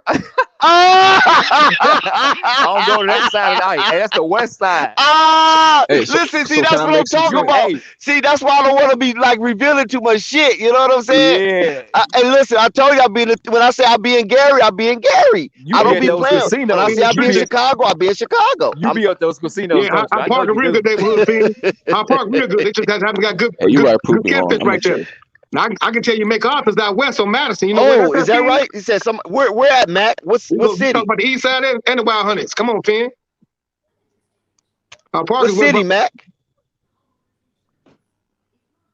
Hey, Dex, you can't let them off the hook. They're linear thinking right now. No, I mean. Yeah. See, the thing of it is this right here.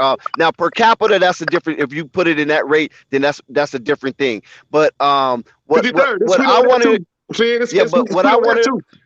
What I wanted to share is that what I wanted to share was that Reginald Lewis, so for those who don't know of him, he's not an athlete, okay? This is not the athlete. This person was a businessman. He was the first black billionaire in the United States. And he built his empire in the food industry. And they're still looking for him. That boy crazy. That guy crazy, dog. Guy crazy, motherfucker, man. Hey, 63rd in Kansas. Yeah, I see you. Wait, go ahead, finish telling the story because I know the story. Dex, I do want to make a I guess a small last point, man. If we have 40 million people in America, 33rd in Michigan, I see you, Matt. 40 million black people, and 10 million of those black people commit murders, and the percentage is inflated. And you have 200 million white people, but about 68 million of them commit crimes or murder at a higher rate. Who's more dangerous at the end of the day? That nigga Twin said you. He said you the police. We already know who's more dangerous because they globally dangerous. We only dangerous in our hood. That's the thing. Outside our hood, we ain't that much dangerous. In our hoods, we think, Twin said you the police. Why you say that? Look at him. Ask him. I want to know. What? That nigga Twin in the chat said you the police and you wired up. Why you say that though? I don't know. Ask him why you say that. Hey, Twin, he say why you say that? Finn said 90% answer. He typed that multiple times. Right. Because of some statistics. Okay, you're the wild. Okay, Theo, I see you. What y'all know about the North Pole on the north side? Thompson, what y'all know about the west side? Uncle Remus. No fear here. Ain't no fear over here. Oh man. Anyway, I mean, sometimes the chat be wild. The chat get at everybody, so I mean, don't even trip. You know what I'm saying? They just bullshit. They be talking about me. They talk about everybody. Somebody dancing around. They say what they got to say. Police, huh? What y'all scared of? Hey, real roll like that. Hey, we don't roll like ain't no fear over here. Back to the police is here. Man, that's the only thing. That's the only thing. Gaines Park, 53rd and Rockwell. It's a joke. Hey, we played them tournaments at Rockwell. Hey, y'all, there's a lot of dead people with no fear. My man Corey Hogan from there, comedian Corey Hogan, Rockwell. Hey, but look, on a serious tip though, Reginald Lewis was an entrepreneur businessman. He got into the restaurant industry and he blew the fuck up. They always wanted him to sell. He owned what's that? Beatrice Foods. If y'all ever heard of that? Yes, I heard of it. You follow what I'm saying? And it was a black man, and he I won't say mysteriously. He strangely died by brain radiation. That's a cat. I mean brain cancer due to radiation using a cell phone. Now you know because they claim that he'd been using cell phones way back in the day, like that was emitting high we know what happened. forms of radiation, and he used it constantly because he was a businessman. And then as he got older, he got brain cancer or whatever, and then he eventually died. But we know we know what happened. We know what happened. We know what happened basically. You know what I'm saying? But he was one of the best kept secrets. Heard me? And he was dead before Uber, dog. I want y'all to know that who like to entertain us. Oh yeah. But man, it comes down to this, man. We got to stick together as a cohesive team, whether it be LeVar, whether it be K Woods, whether it be Dex, whether it be Sky. We got to stick together as a team, a cohesive team. And to say you love your brother, there's nothing wrong with that. You say you love Nico, there's nothing wrong with that. We got to get out of that shit right there and debunk all that. We got to rather, encourage instead of discourage. You know what I'm saying? It's important because if your mindset is stuck on, man, this motherfucker ain't gonna listen no way, man. Fuck it, I'm just gonna keep on doing the way thing. That ain't gonna push the culture forward. You know what I'm saying? We gotta keep on fighting uphill. That's what we doing. But 2022 is a whole lot better than what it was. You know what I'm saying? Go previous years. It gets worse. Think about it. If they didn't have cameras to see what was happening, to see how they killed George Floyd, who would have knew? What would have happened? I'm glad they got cameras. They would have lied. Man, George Floyd was a crackhead, man. Exactly, it don't matter. That don't matter. That do matter, man. How we treat crackheads. Everybody don't treat crackheads bad, brother. It's like K. Wood said. They would have lied. Nah, see, Sky, you wrong for that. Because some crackheads is really good at what they do. And we use them for service. I'm not knocking the crackhead, but what I'm saying is how we gonna get mad at what they did. He said that on purpose. Hey, his life matters. His life matters just like everybody else's life matters. Well, you got now if you ain't doing anything harming kids or abusing kids in any kind of way, then it doesn't matter. If you're a crackhead, he wasn't being a good father. If you want drugs, at the wrong place at the wrong time. Sky, if you want drugs, Sky, you reaching now, dog. You reaching, baby. Come on, Sky. Don't do Listen, if you want drugs, our culture hold on one second. George is at the wrong place at the wrong time. Listen, if you want drugs, okay, when we on drugs, it's a criminal offense. But when they on drugs, it's a health issue.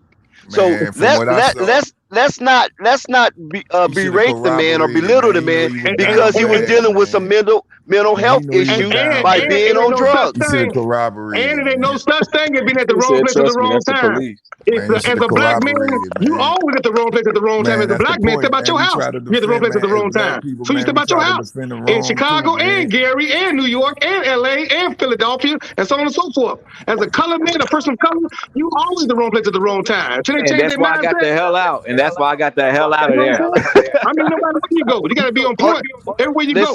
The one thing I want to say about people on drugs, right? Because I had drugs run through my family. I think that's your phone, Nico. I had drugs run through my family, right? I had a sister who was prostituting because she was on drugs, and I had a brother. And I had a brother who was robbing and stealing because you good now. Who was robbing and stealing because they was on drugs. But guess what? Once they broke that addiction, they lived prosperous lives. Man. They had kids, raised their kids, and things of that nature. So what about if the police would have killed my brother while he was on drugs? That's facts. You follow what I'm saying? So just because they're in the lowest part of their life right now, don't mean they will get out of it. Man, I'm not saying that for nothing. Respectfully, all my grandparents is crackheads. Man, I did the backstory on that boy, man. I went and researched that boy. That's what I do, man. That boy. It doesn't matter how much you research. That should have never happened to him. No matter what you research, that should have never happened. To a pregnant black woman head and everything, man. Okay, but when you on drugs, listen. My sister's out there sucking dicks for $5 crack. Y'all could defend that. Wait, so you think you deserve to die? Y'all could defend that. Yo, hold on 1 second.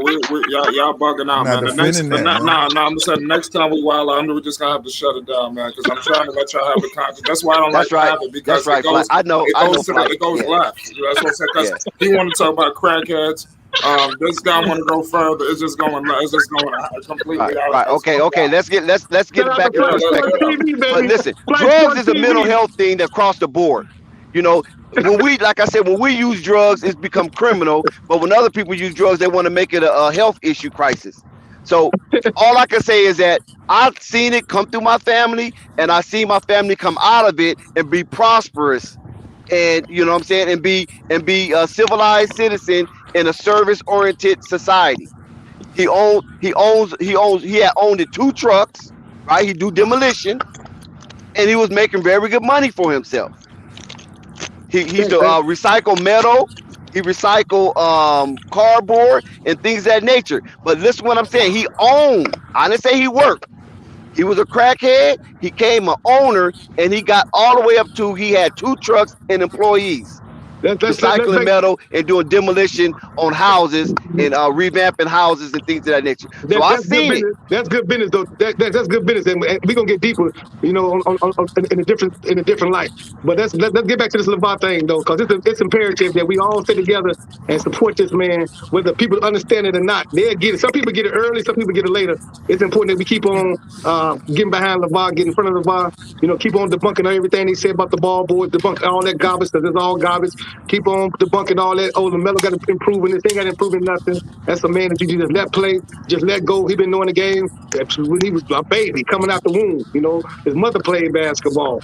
Our father played football and basketball and baseball and all that right there. So it's important that we keep on supporting this family. They're doing some incredible things. Me personally, I like to see them go and tour China, get $1 billion, and like I said, Europe get $1 billion, and stop putting up with the NBA, because the NBA they're gonna stay on the same way. They're gonna stay on the same big BS. You know, and personally, buy me a pair of BBB slides, man. I know. I would buy you, hey, Scott. I would buy them for you, but I'm scared. Man. Hey, Scott, I would buy them for him, but I'm scared you might throw it away for some Pelican shit. So I can't give you nothing. You know what I'm saying? I can give you nothing. So it's important, man, that we understand what's going on. What LeVar doing, he did something amazing, and we got to run with that. Whether it's your own business, your own individual situation, run with that and employ, you know what I'm saying, the culture. You know, if you employing us, you helping, you contributing. You know what I mean? Don't you want to contribute to society in a great way, especially the culture? That's what LeVar did. Because we all enjoying the ball, brother. Whether you like it good or bad, people talking about it. You know what I'm saying? And I don't see no bad, but you know, there's some people just like to agree to disagree for no reason at all. They just want to do it. Man, you know what I hate though? Man, black people still scared to die and go to jail, but do stupid shit, bro. That's a fact. But Sky, listen, hold on. Why you keep blaming the That's victim? human What you nature. talking about? But ain't nobody scared to go to jail or die. Not where I'm But from. Sky, why are you blaming the victim? It's not Them like niggas gotta be we. stupid. It's not. Listen, Sky. Listen. See, this is what people don't want to see. This is the uncomfortable conversation that people don't want to have, or dialogue people don't want to have. When our ancestors came over here, right? They wasn't treated the best. Now, they didn't roll out the red carpet for them. They made it a law so they couldn't read, write, or communicate in their own language. So we was reduced to where we are today. But now with the information and people that's willing to help us come out of our situation, now the responsibility on us to take that path. Because at one time in our sojourn in America as Africans and later became African Americans, thanks to Jesse Jackson, okay, African Americans, we have been turned inside out. No, we're not going there. No. See, we're not going there, man. Listen to the example. Listen to the example, guys. You did your research on Jesse too. What's going on? Listen to the example, though, Scott. See, what y'all like to do is pick at every little thing about individuals. They don't love themselves, man. They don't love themselves. That's obvious. Listen to the examples, because, dog, if you was the leader, Scott, I'll be terrified, bro. Because your mama said, dog, if you was the leader, everybody be forced to watch the Pelicans, and it'd be a sad day, dog. Man, hey, they might shoot you with this mindset, man. I mean, keep it real with you. Sky want to blame the victim. That's right. He want to be the victim and everything. See, nobody want to challenge the victimizer. Or take accountability. They would have to do you like the Haiti president. Right. See, it's important, man. Well, it's like some people just want to keep it up just for the sake of I want to disagree. Just for the hell of it. And I understand it. Coffee, Sky, Nico, Woods, Flight, we made great strides in this country under the circumstances. Facts. Now, if we was left alone, if we was left alone, like the Cambodians, like the Koreans, North or South, like the Chinese, like the Japanese, or even the Germans, for that instant, if we was just left alone and not be totally harassed all the freaking time and not be challenged on anything that we come up with or try to advance with, you know how far we would be? Oh, we'd be off the chain. It'd be amazing. Imagine they know that though. That's why they keep they foot on your neck, because they already know if you give an inch, they know what's gonna happen. They have to preserve. And that's why you're right, Kate. Hold up. They have to preserve now you their spitting culture, though. man. Hold up, man. Y'all better quit blaming them people and do y'all. No, Kate Wood's right. Kate Wood's right. Just remember, man. It's monetization, please. That's all I'm concerned about. I understand we could talk conscious. When it comes to monetization, what we could talk about it, what we can't. So I don't know, bro. I'm just saying that I don't want to talk about crackheads. I don't want to talk about all kind of sexuality shit. This is a sports channel, dog. This is a Black History Month. Let's talk about the Black history for a quick segment, and let's get moving. Let's get each other numbers. Let's get on the group chat. I believe in all of the shit that y'all saying right now. That's fact. A lot of everything y'all saying, I damn near agree with it. Okay, but we got to understand this is a sports channel. Now we got to remember to talk sports. We cannot go off the deep end here. Okay, we cannot do that. But we got Right to Truth. That's a hell of a channel. We could set up an appointment. We need to go over there and we can just let loose. You understand? But let's talk a little bit here. If we are out of basketball conversations, we could just get the hell out of here. I'm just saying, it's up to y'all. You feel me? You trying to talk about that Lakers ass? I don't want to come here and then that's Westbrook shot another brick, man. We got you, Flight. Don't talk about the Pelicans. Yes, sir. We got you, Flight. Let's talk about them Knicks versus the Lakers. Thank you for letting us go as long as we did, though, Flight. Yeah, I was. Yeah, we gonna for sure. Much appreciation for that. You got that big dog. I got Lonzo DeSumo out. I'm over here working on the Zion Williamson. I'm trying to get some product out for the people. Man, you gotta quit bashing my team like that. We being monetized. Can't talk about the Pelicans, Scott. Man. Scott, we being monetized. We can't talk about the Pelicans, man. We being monetized. They gonna shut us down talking about that, Scott. Them New York Knicks show was up by 20. No, I tell you, Sky, Zion Williamson, he might not. Hold on, what is the title? Pardon me. Basically, is Zion Williamson, he may never reach his full potential in the NBA, but there's a better title. Man, we got baby Kawhi. Not at 330 pounds. So many words. He may never reach his full potential. He might be too many pieces, too many pieces. We got baby Kawhi. I got some high school clips. I got some good clips. Maybe not yours, Chaz, but there's others. That should be in the scripts for y'all. Hey, too. sign him Man, to you left guard got for the Flight. Saints. You got to do a video on Herb Jones, dog. Nah, why would I waste my time? No, man, don't do that. We making straight trap. It's about only Bi and Zion. That's it. That's the only thing we're talking about. No, this channel is ascending. If you do anything about Herb, no, this channel go descend. We about to ascend. Fuck all this with Herb Jones. Let Herb Jones do a story on fucking Herb Jones. Man, that boy went for 20 in the full quarter. I know, man. We been monetized. I can't talk about the Pelicans, man. And say, Nico, what happened with the Lakers at New York, Nico? Nico, what happened to the Lakers in New York? The Lakers won. The Lakers they won. How much they won by? A lot. No, not a lot, but I mean, they blew the game. I seen it.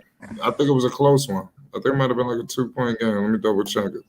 It was overtime. It went to overtime. It was exciting. New York versus LA. You don't get too many exciting games for the Pelicans. I think they had one exciting game this year when BI hit that 3-pointer when the game was tied. Pelicans maybe have a relapse. Man, you forgot the two on Devontae Graham hit too. No, I'm talking about the BI one. We ain't talking about no miniature Graham. When's Zion coming back? Man, nobody don't know, man. And the Pelicans but they just beat the Nuggets, didn't they? Didn't they beat the Nuggets? Yeah, we beat them. We in So the what they 10th put y'all? spot too. What they put y'all in 12th place now? We in the 10th. Go look. We in the 10th, dog. All they doing is flirting with your mind. Man, we you guys ain't going nowhere. Go look at the standards, man. They just flirting with your mind, man. David Griffin finna employ that whole team. Dog, it's a wrap. It's a wrap for the Pelicans, dog. Man, we in the play right now. Go look at the Zion, we're gonna keep eating them peach cobblers until they get them up out of here. All the peach cobblers. Zion on his way to Dallas. All the grits and then hog mog until they get them up out of there. All the neck bones until they get them up out of there. When they trade him, he gonna lose all that weight. I don't know about Dallas and Luka. He gonna play beside Tyron Smith. That's who he gonna play with in Dallas. In Dallas? There you go. Where he gonna be a nose guard? Be next to Zach Martin. Literally a nose guard. Legal a Laker fan. Hey, I'm out of here. I love y'all, man. Peace out, coffee. Salute, brother. SS Dex, Flight Sports, Sky. I love you, brothers, man. Keep on pushing the caution forward. Yes, sir. We love you too, brother. Salute. I still want them BBB slide. Then buy him then. You buy him. Stop begging. Stop giving. Don't come on Skype, Flight Sports TV begging, man. Ain't no soliciting up here. If anybody gonna solicit, it's gonna be Flight. Right. What's coming? Sky, man, what's going on? I love you to solicit. Nah, I like that. Solicit like $3. I'm broke as shit. We in 10, dog. Y'all ain't look at the standings? No way.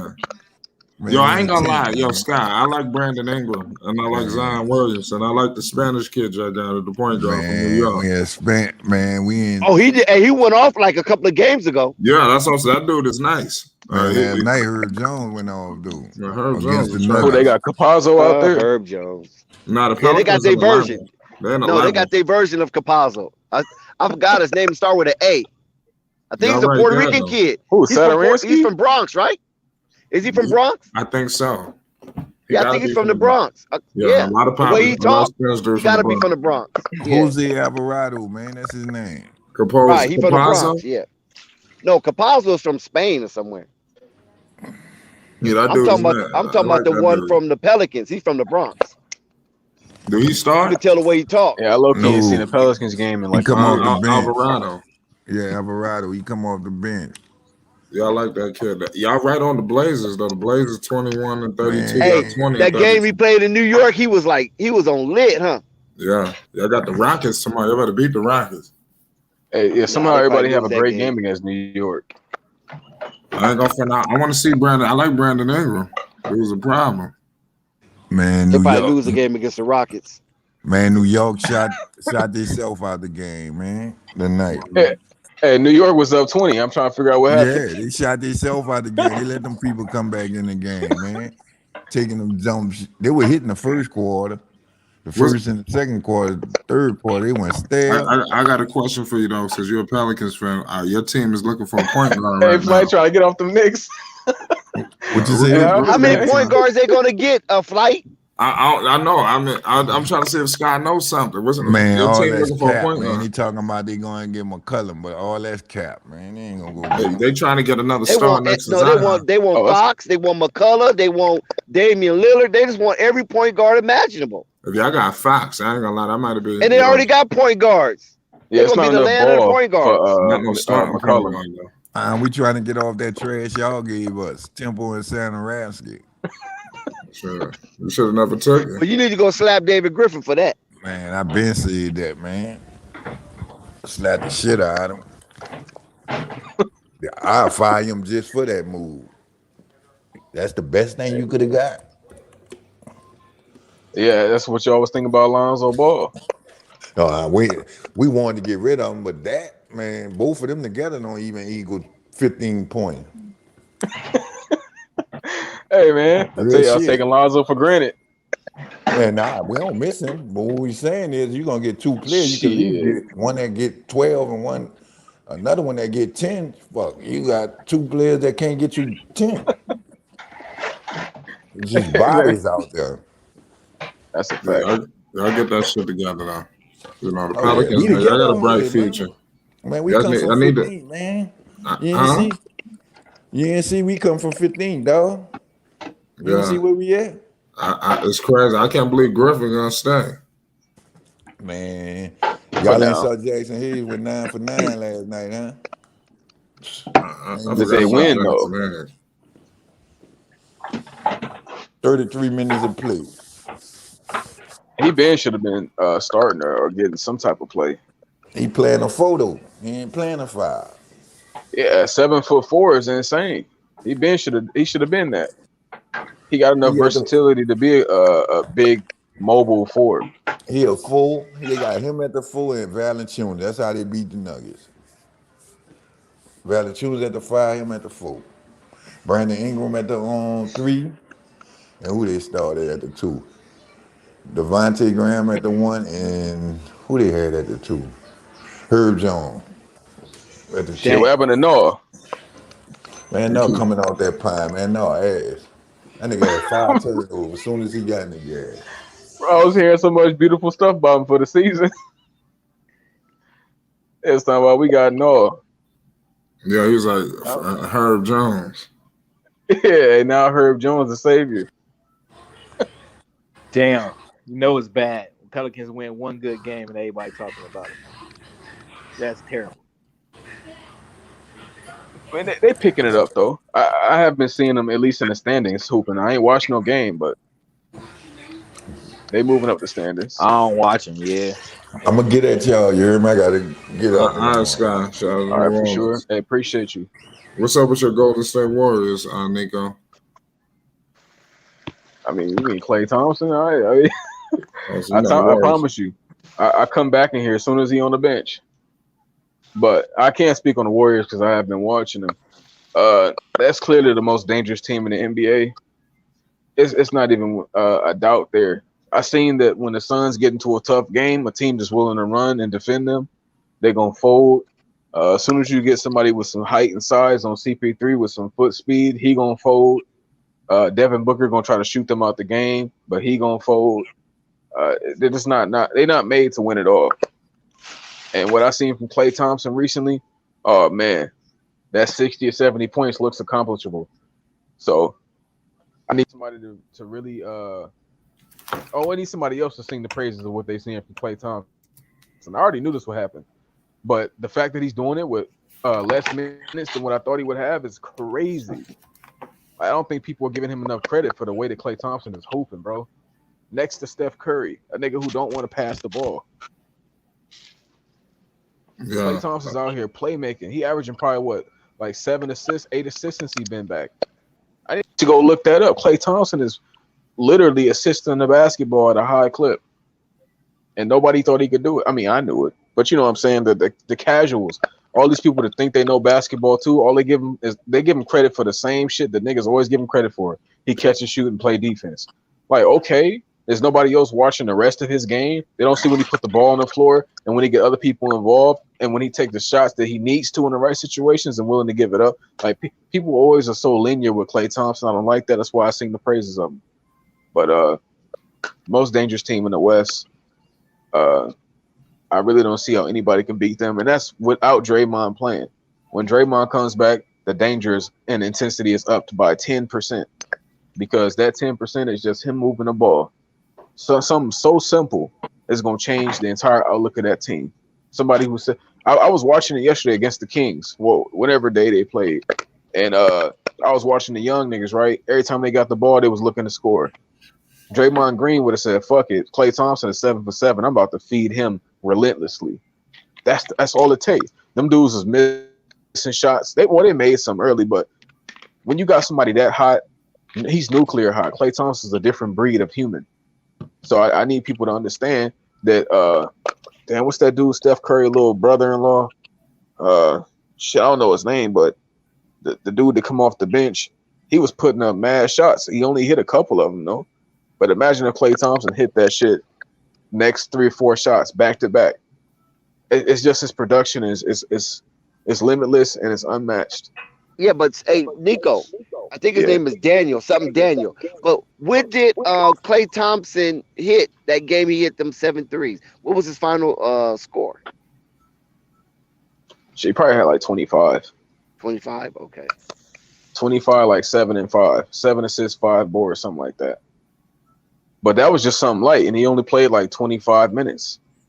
Like somebody giving you that kind of production with that kind of time, wait till he start playing them 38 minutes in the playoffs when you got to worry about Klay Thompson on the floor all game. Oh man, it's gonna be dangerous. It's gonna be dangerous, man. You look at these Golden State Warriors. Well, just because nothing changed, people think that like it's because it's new faces. People think something has changed, but I learned, at an early age, the people that's whooping ass is gonna keep whooping ass until they not whooping ass. And what I seen was last year, they only wasn't whooping ass because of injuries. Those dudes, it's nobody in the league like Klay Thompson. Everybody want that.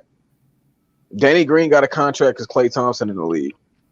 You know what I'm saying? If Klay Thompson wasn't in the league, Danny Green would have been in China. The Shanghai Sharks? For sure. He'd been scoring 50 with Jimmer Fredette. You know what I'm saying? That would be his role. But the fact that he's long, he catch and shoot, and he play defense, everybody want that Klay Thompson production. They'll never get it because only one of those dudes is willing to lock you up and give you 50 any night. Ever. This ain't no. I ain't gonna go there. Somebody else go for it. I start talking about the 90s and Michael Jordan. Oh man. You don't believe in Michael Jordan, do you? No, because he's nice as fuck. But Fly, you seen that video I sent you? That defense was atrocious. They talking about all this godly defense of the 90s. All them big ass slow-footed centers that want to stand near their paint. Those are top defenders apparently. Come on now. All them whack ass guards with terrible ankle support and high ass shorts. They think gonna be able to guard somebody like Michael Jordan, man.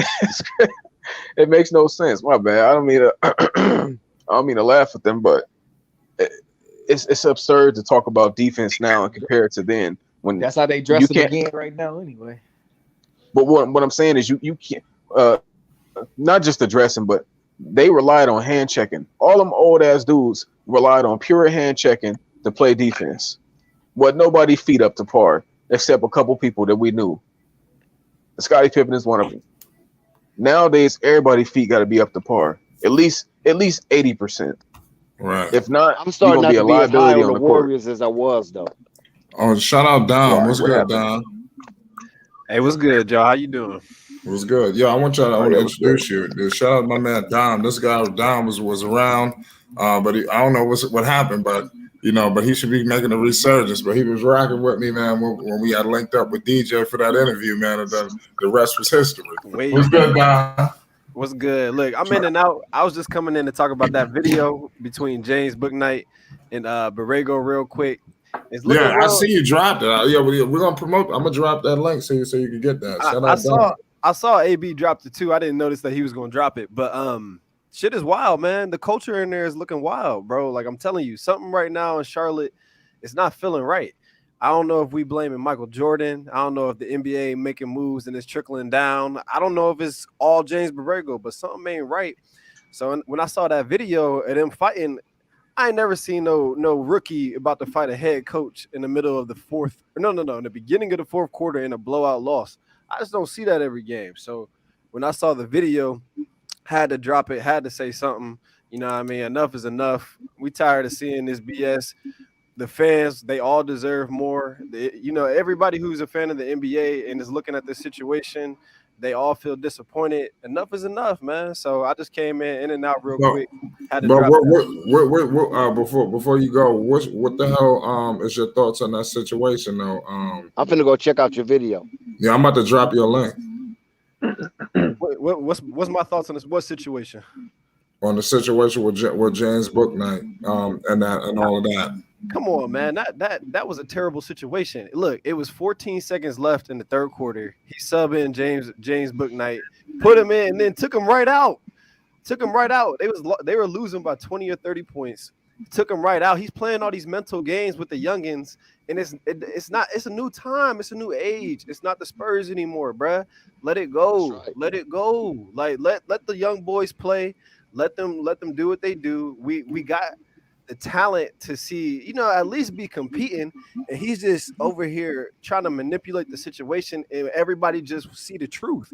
We all see the truth. We done with it. We done with the games, and enough is enough. So that's my thoughts on it, Flight, bro. It's just time for a change. We tired of them trying to manipulate the situation. And when I say them, I don't know if this is coming down from the NBA trickling down, Michael Jordan, Mitch, James, Borrego. I don't know where it's coming from, but we all know that Melo's being limited, right? It's obvious, you know what I'm saying? But we thought that he was going to be at least transitioning into the keys, having the keys soon, but he hasn't.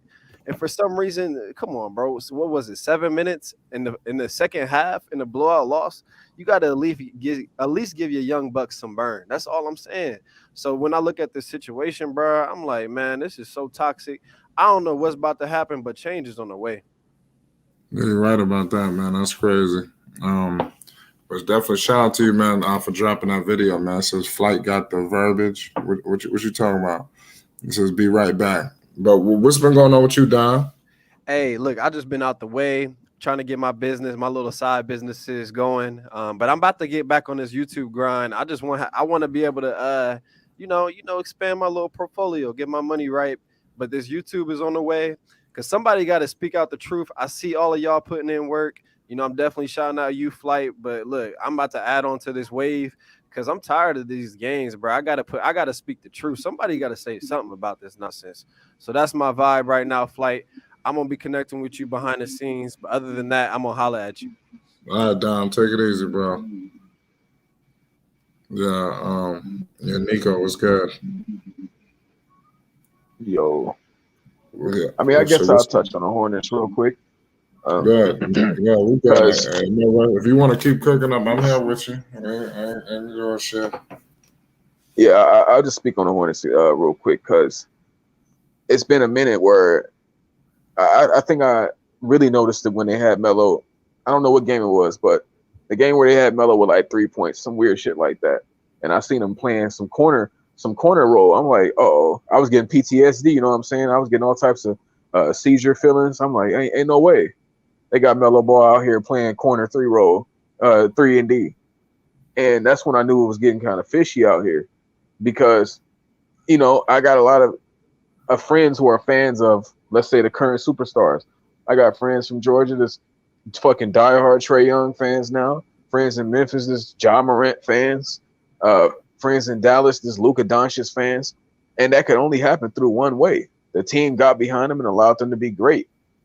And I'm watching Melo Ball, a man with his own mind, his own brand, not be given the keys to a franchise that sucks ass.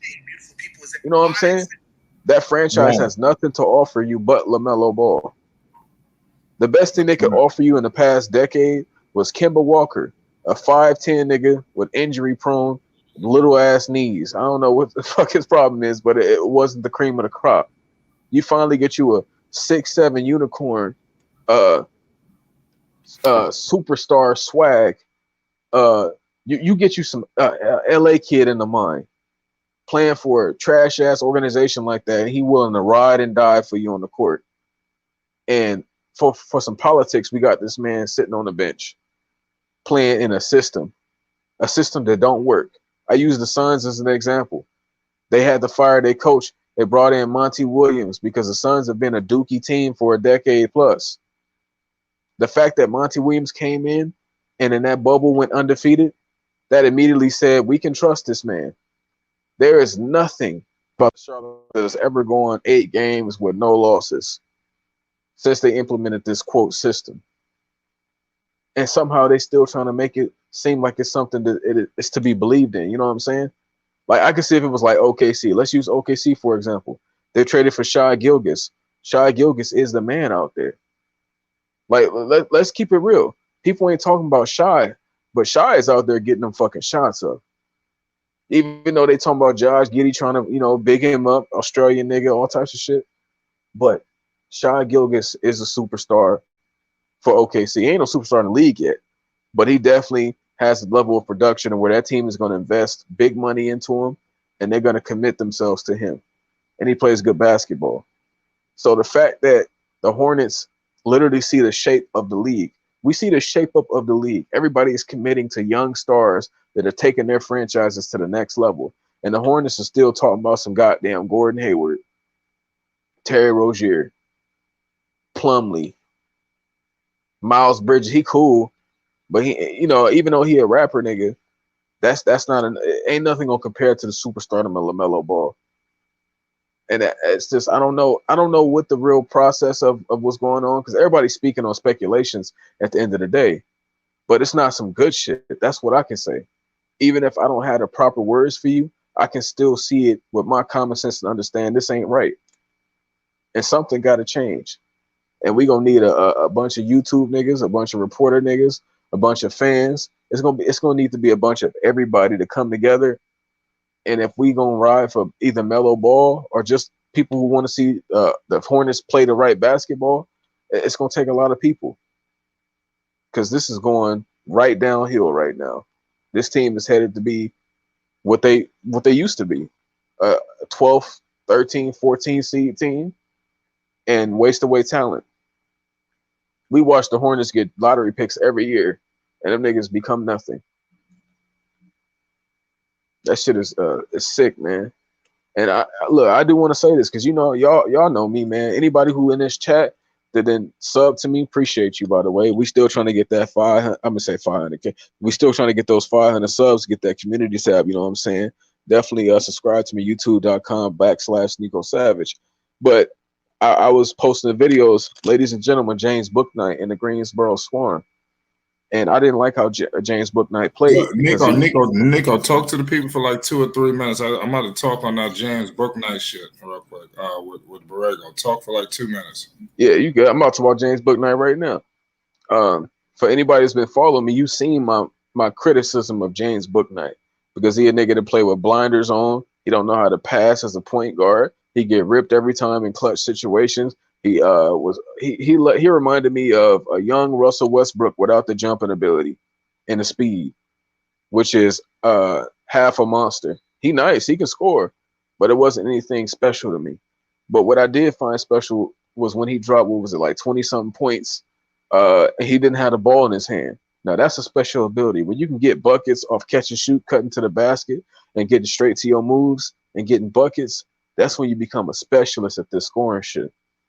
You don't always have to have the ball in your hand. When you a Damian Lillard ass nigga and you bringing the ball up court and you pulling that shit from 40, everybody got to get back on defense, even though you just pulled that shit from 40 and missed it. If you hit it, beautiful. You miss it, it's like, what the fuck, bro? You didn't even think about working the ball around.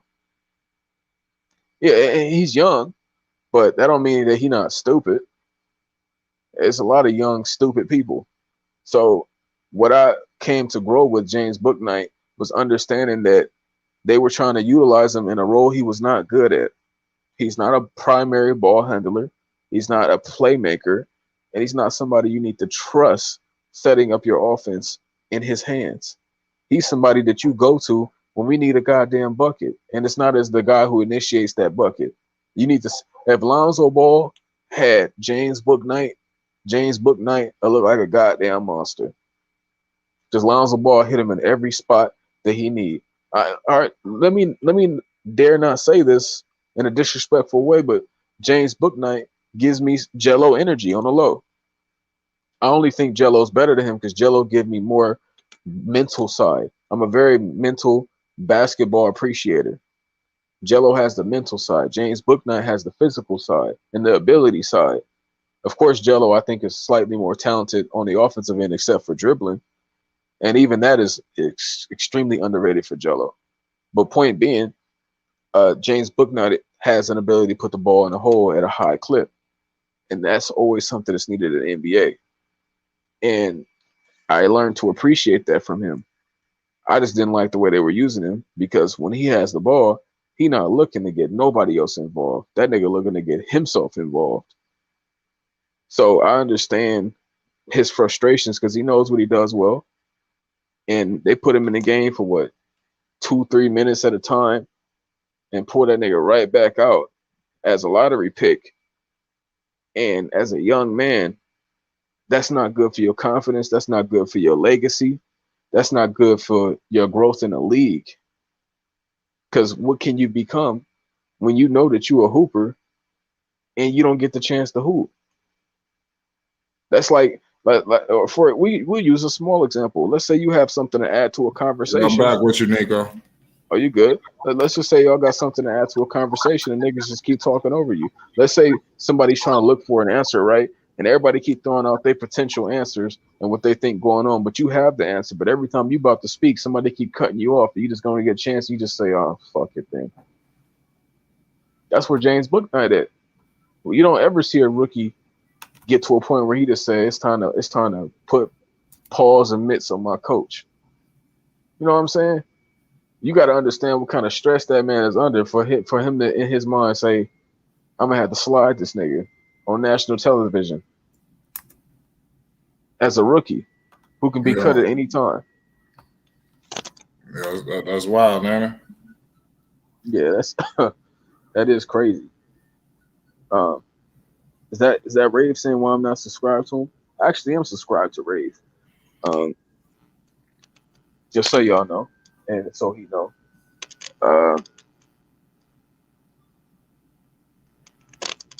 Yeah, I mean, I wouldn't say he knows pace and speed of the game. I would look at him as a professional bucket getter, and those kind of dudes become the pace and speed of a game because you look for them, because you need them to score. I would say, before I said his ceiling was damn, I was disrespecting it before. But as y'all can see, I grow, man. What the fuck was I saying? I think I said his ceiling was Lou Williams. And I give a lot of people the Lou Williams credit, but realistically, I think James Bouknight can become a 6'4" Paul George. I think he can get it on defense, and I think he can get it on offense. When Paul George is playing with Kawhi, Paul George is no longer a guy that has to dribble the ball all game. He's a guy that we rely on to get buckets and then get back on defense, get a couple steals, buckets. And James Bouknight can provide that for a team. So that's my level of praise for James Bouknight now. Yeah, where you like him? You like him even better now? Shit, I wouldn't say I like him, but I'm just aware of his abilities versus shitting on him. I didn't like the role they had him in, playing point guard, getting that shit ripped every time. That nigga's not a point guard. He's a shooting guard. He's a bucket getter. That nigga's Jordan Clarkson. If Jordan Clarkson became this Jordan Clarkson 8 years ago, we'd be talking about Jordan Clarkson as a great. We'd be respecting him. But the fact that he developed at like 28 instead of like 23, it's why we don't give Jordan Clarkson a certain level of respect. Bouknight is already at a Jordan Clarkson-esque level as a rookie. And as far as the clip, Chaz, the clip is very short. It's only like 3-4 seconds. But it's just him being held back. You can see how tensed up he was. You can see he was ready to put the hand of God on James Borrego. And it's all, look, sometimes you feel like that. Man, you got to understand he got a pair of nuts, man. Sometimes you're going to feel like that. That's just how you feel in life when you're not being respected. But I don't know what the Hornets are going to do. At this point, it looks like they're intent on destroying careers, which is okay because they've been doing that, right? We only care about it because Lamelo on the team. I've been watching this. from afar. But we only care because LaMelo is a Charlotte Hornet. Them niggas been destroying careers for lifetimes now. Lifetimes? Lifetimes. Awful organization. Well, I say that because the earliest pick I can remember was Michael Kidd-Gilchrist. That's when I started getting interested in basketball. I don't know when he was drafted, but no, he was a bust. Yeah, a bust for the Hornets. If he was drafted anywhere else, he probably would have been solid. The fact that he went to the Hornets, shit, that was it for him. I remember seeing so many Hornets picks on the podium, talking about what they'd like to provide and do for this team, and 2 years later, they're barely in the league. Oh man, this is regular. That's for real though. That's just what happened, man. Talented. You see, I'm reading real quick. Yeah, that's what I'm talking about. When James Bouknight scored 25 points, they didn't have him doing no extensive ball handling. They just said, "Come in here and get you some fucking buckets," and that's what he's good at. And I like bucket getters, and I like mental players, and I like good passers. I like a lot of shit in basketball. Only thing I don't like is inefficiency, and that's why y'all see me complain about certain players in certain games and in certain ways. Inefficiency is always going to be something I'm no longer interested in. Damn, what happened there, bro? What happened to Dex? Golden Sun? What's good, Ray? Raven? Can you hear me? Oh yeah. Please cook. Can y'all hear me? Yeah, you good. All right. I'm making sure everybody can hear me. A book at night. Oh Lord. A book at night. Oh, she give me money when I'm in need. Listen, man. Oh my goodness. Oh my goodness. I can't believe we're talking about this guy. The very guy, the very existence, the very moment when we was all standing here on Fly Sports TV during the Hornets Summer League, and we realized that this guy, I mean, he had a little something, but I mean, it wasn't that spectacular, and people were hyping the hell out of it. And when I saw him, I said, "A book at night, oh Lord, a book at night," you know. So then, now you got James Borrego. I mean, good God, oh Lord of mercy. I mean, when does he learn? When does he finally just come to a point where you realize Melo's the star? You played with the star. You played to the star's best abilities. You play. You listen to what the star wants and give him what he needs. You let him have the Miles Bridges. Let him run the floor. Let him run. Let him play. He has the IQ. Okay. And then Lamelo, it's like sooner or later he gonna be like, man, I'm gonna stop listening to this guy. Cause Lamelo.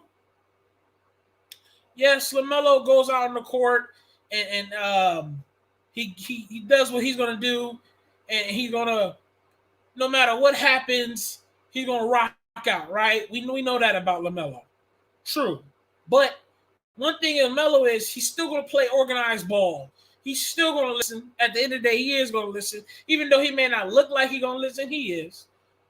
They're gonna listen. But one point, Melo's gonna be like, man, listen, man. Let me tell you something, bro. I can't listen to you no more, bro. I can't listen to you no more, bro. It's either you're gonna listen to me, or I'm out of here. I'm out of here. Now James Borrego will piss off a lot of people. Not the office. He's not going to piss off the office because James Borrego is doing exactly what the offense wants. Put their team in order, keep them in check, and do as they're supposed to be done. So James Borrego is doing exactly what the office needs him to do.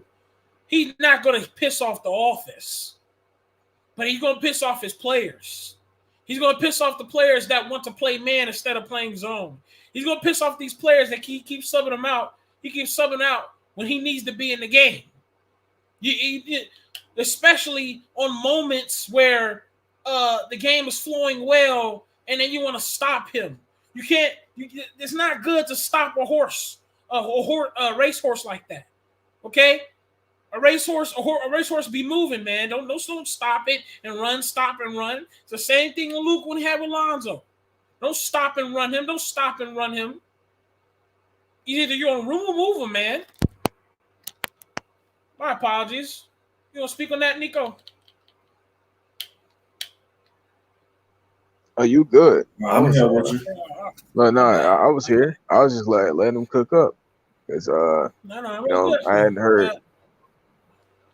Oh yeah, no, you good. I was just saying I hadn't heard you cook on it yet. Definitely. For me, I guess I would just say it boils down to the fact that everybody in the NBA can see what LaMelo Ball is, except his own team.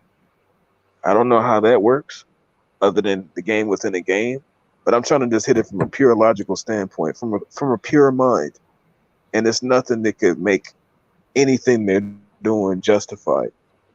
And that's when we got to start doing some investigative journalism and start trying to expose what's going on here.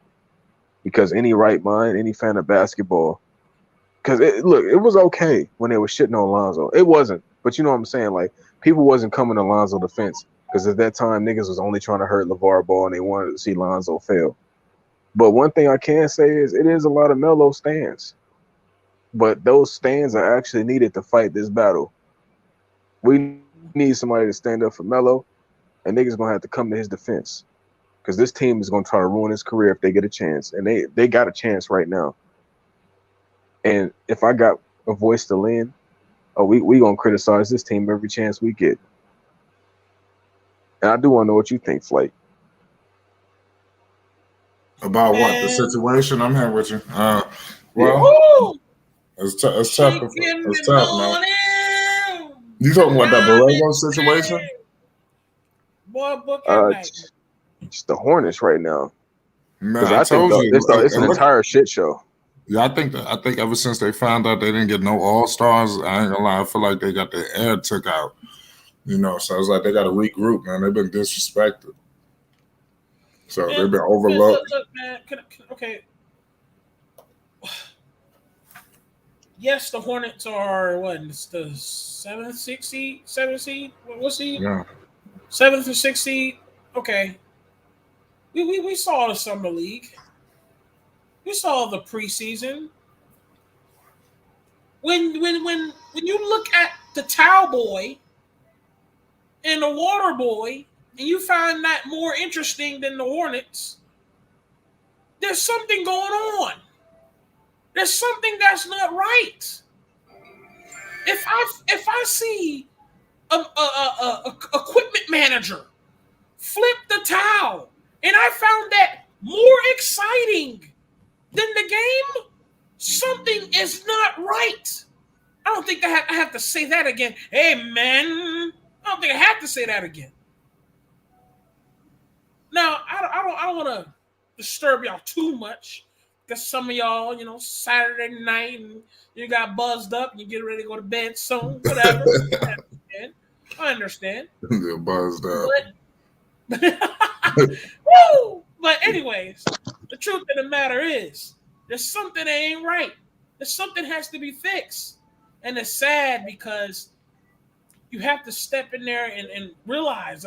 I think Nico said it's like, I don't know. We got to grab the people. We got to grab the family. We got to grab the YouTubers, the news people, the talkers, the people that's going to come, the people that got to come together and speak on this bullshit and stand up for what's right. because something ain't right and something's got to be fixed. Because clearly James Borrego and James Booknight and went crazy because James Booknight letting everybody know, like, bro, hey man, I'm starting to get pissed off with this guy. Melo Ball, he's like, man, look, Melo Ball been not messing with him.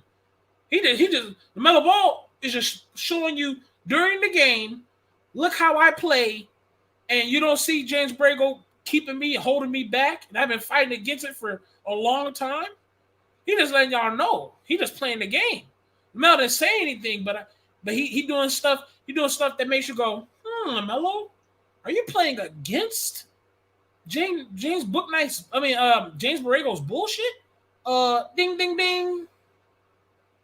The dudes been asked James Borrego, hey James Borrego, can we start playing zone? Can we play man? Can we play a little man? Can we play a little 3-2? No. We're gonna play a zone. Can we play a little full? Can we play a little full court press? No. He wants a zone. That's all he wants is a zone. James Borrego wants to do it his way, the offense way. Like I said, the offense ain't gonna be mad because James Borrego is making sure that he has his team in order and in check. But he's pissing them off. And when you piss off your players, the connection ain't right, it won't go well as you plan, as you think. Especially when you want to have a successful season. Especially when you want a successful seasons. Especially when you want the rings and the future picks and all of it to go well. Because like Nico said, what you don't want to do is revert back to the old Hornets where you're at the bottom of the seeds, first round picks every single freaking year because you're not good. You don't want to revert back to the past. Okay? Because what was the Hornets 10 years ago? It wasn't a pretty sight. That's all I'm going to say. It wasn't a pretty sight. And the fact that you have this light, this bright light that has appeared throughout the darkness and the destruction of this terrible garbage place. And he said, my name is Lamelo Ball. My name is Lamelo Ball. Here I am to fix everything. Here I am to be the one and only. Give me my jersey, number 1. No, sir. No, Lamelo. We're going to give you number 2. What? Number 2? Just give me my jersey. Because once you give me my jersey, I'm going to let you know why I'm the number 1. I'm going to let you know why I am here. I'm here. I'm here to change things. I'm here to fix things. I'm here to let this team be a legit contender, a legit dangerous team to take on these people. And here we are, drafting a book at night. What are you doing drafting a book at night when you already got 6-7 guards? If you want to be the truth, what are you drafting a book at night when you got 6-7 guards? You got all these guards. Gordon Hayward, Tay Rozier, you got them all. You got them all. Ish Smith, you got them all the guards. You want to go get a book at night. Another guard. You know what you really need. You need some power forwards, some centers, some nice size small forwards. You don't need a whole bunch of book at nights. And you give us an undone Kai Jones and Kai Jones, he'll develop, but that's for years to come. You give us who else you give us? A bunch of nothing. A bunch of G League players that I'm pretty sure my boys up on my street can smack in a 1v1 or in the park. What you want to do? I'll take them in the backyard. Let's see who comes out alive. Woo! This is ridiculous. This is ridiculous. I do want to defend Book Knight real quick. They only drafted him because he was projected to go even higher, and they thought that they just had something good falling in their hands. But then that's where you can't defend the organization. If you felt like, damn, we just got James Booknight, he was supposed to be a top 5 pick, and you using him like this. I can't go with that because last time I checked, if you're trying to be a successful team. You're trying to create a successful roster. Last time I checked, you draft for what you need, not draft of who's the best available. Because you fuck around and draft for Cole Anthony, and what was the reason of drafting Cole Anthony when you already got like 6-7 guards, you got Lamelo Ball and everything else? What was the reason for getting Cole Anthony? What you need is an Evan Mobley. What you need is a big man, Greg Brown, that right now in Portland Trailblazers, Greg Brown is grabbing posterizers. LaMelo, but when did Evan Mobley get drafted, though? Huh? No, I'm just naming these but I'm saying, when did he get drafted? Coming in. I'm just naming them. Huh? I was saying, when did Evan Mobley get drafted? Wasn't he like a top 7 pick? No, he's number 3. I mean, in their defense, they grabbed Kai Jones. It's not their fault this nigga thinks he's a point guard instead of a rim protector. Kai Jones want to dribble the ball up the court better than protect the rim. But I bet you they allow him to act like that, though. Shit, that's why he ain't playing. Get what I'm saying? But they don't really allow anything there. The Kai Jones that is that athletic. That's how you okay. That's the problem. They're not allowing their dudes to do what they good at, and that's why they suck ass. Oh, for sure. But I'm talking about Kai Jones acting like he's another point guard. Do you see? I mean it could work, but they don't want him doing that. That's why he can't get no minutes. When Kai Jones acts like a point guard, do you see any of them Hornets act like they're trying to immediately stop him? I don't really. None of that. Yeah, that team is a very chaotic team. Unfortunately, they don't do shit right. Because all I'm saying is, if I had Kai Jones, you best believe I have Kai Jones in that weight room. I'll have Kai Jones practicing paint moves all day. I have a little crash dummy. I have him back down some crash dummies and work on his layups. All of that. Oh yeah. What? I get Kai Jones right. Just like the New Orleans Pelicans can't get Zion Williams right. Boy, I get Zion Williams right, boy. I had that boy on vegetables, carrots, nigga. I had that motherfucker on fucking orange juice. Stop playing, nigga. They want El Pollo Loco. Boy, I have him on. But I have Zion Williamson on vegetable medley. I have him on. Listen, boy, vegetable medley. I have Zion Williamson on a 2-mile run. Don't play with me, bro. I have only Zion 2 mile he Williamson run. right. Only 2 mile run he want is to a fried chicken shop. He don't want to exercise. Now he even go to a chicken shop. He go to a powder donut place. Come on, man. Go for a powder donut. You know what? Hey, Flight, what can we look forward to tomorrow? What are you talking about in terms of what? Like content? Stream? Yeah. Well, right now, I was just about to ask you if I could hold it down for 7 minutes so I could talk about Zion Williamson. I got that dropping at 9 o'clock in the morning.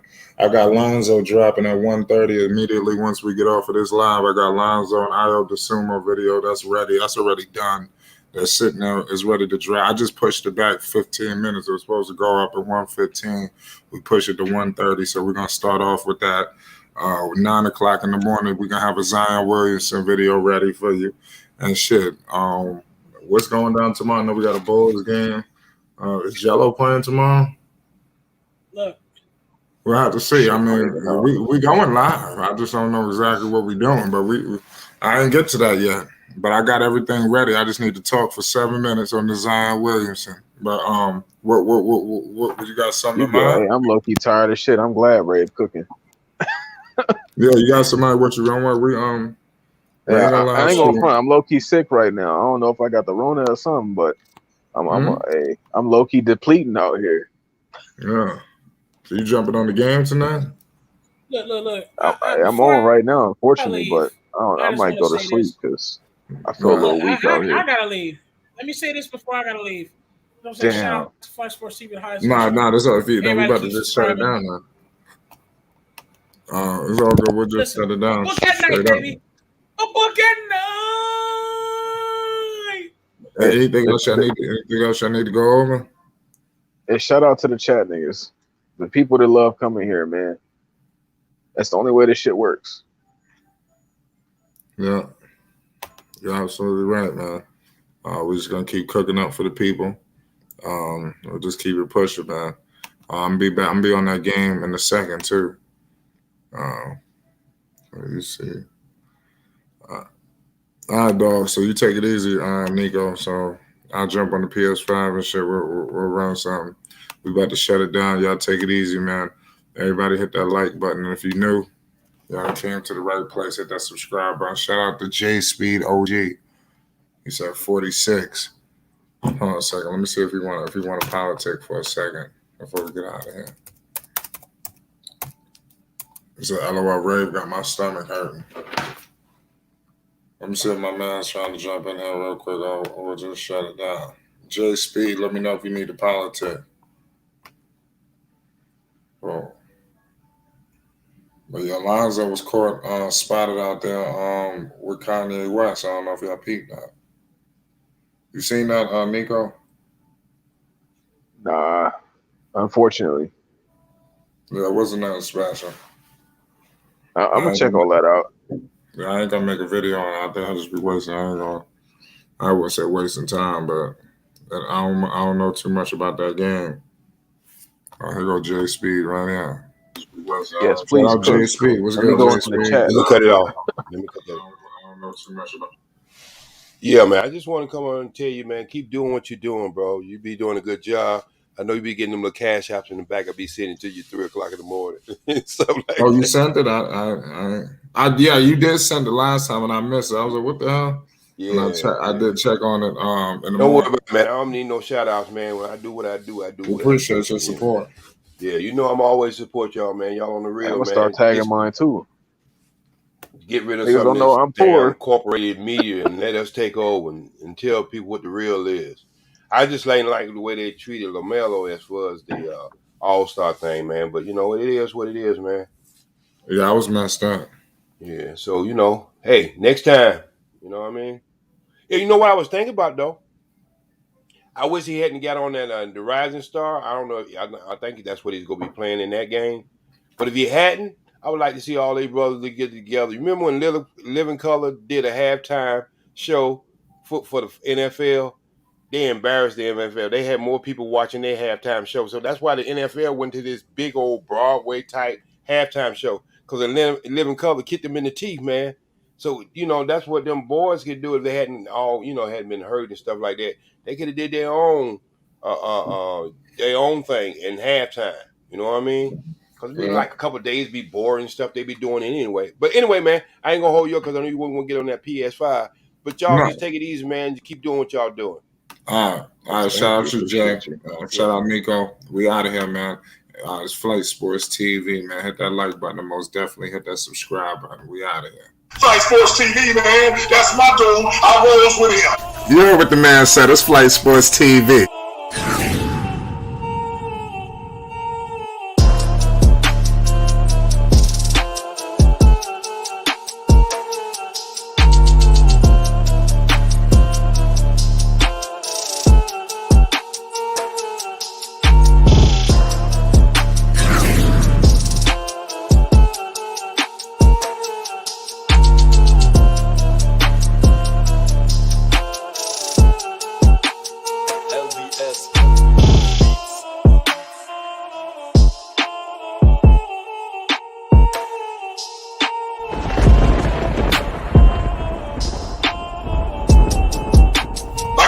Flight Sports TV, that's where it's at. Flight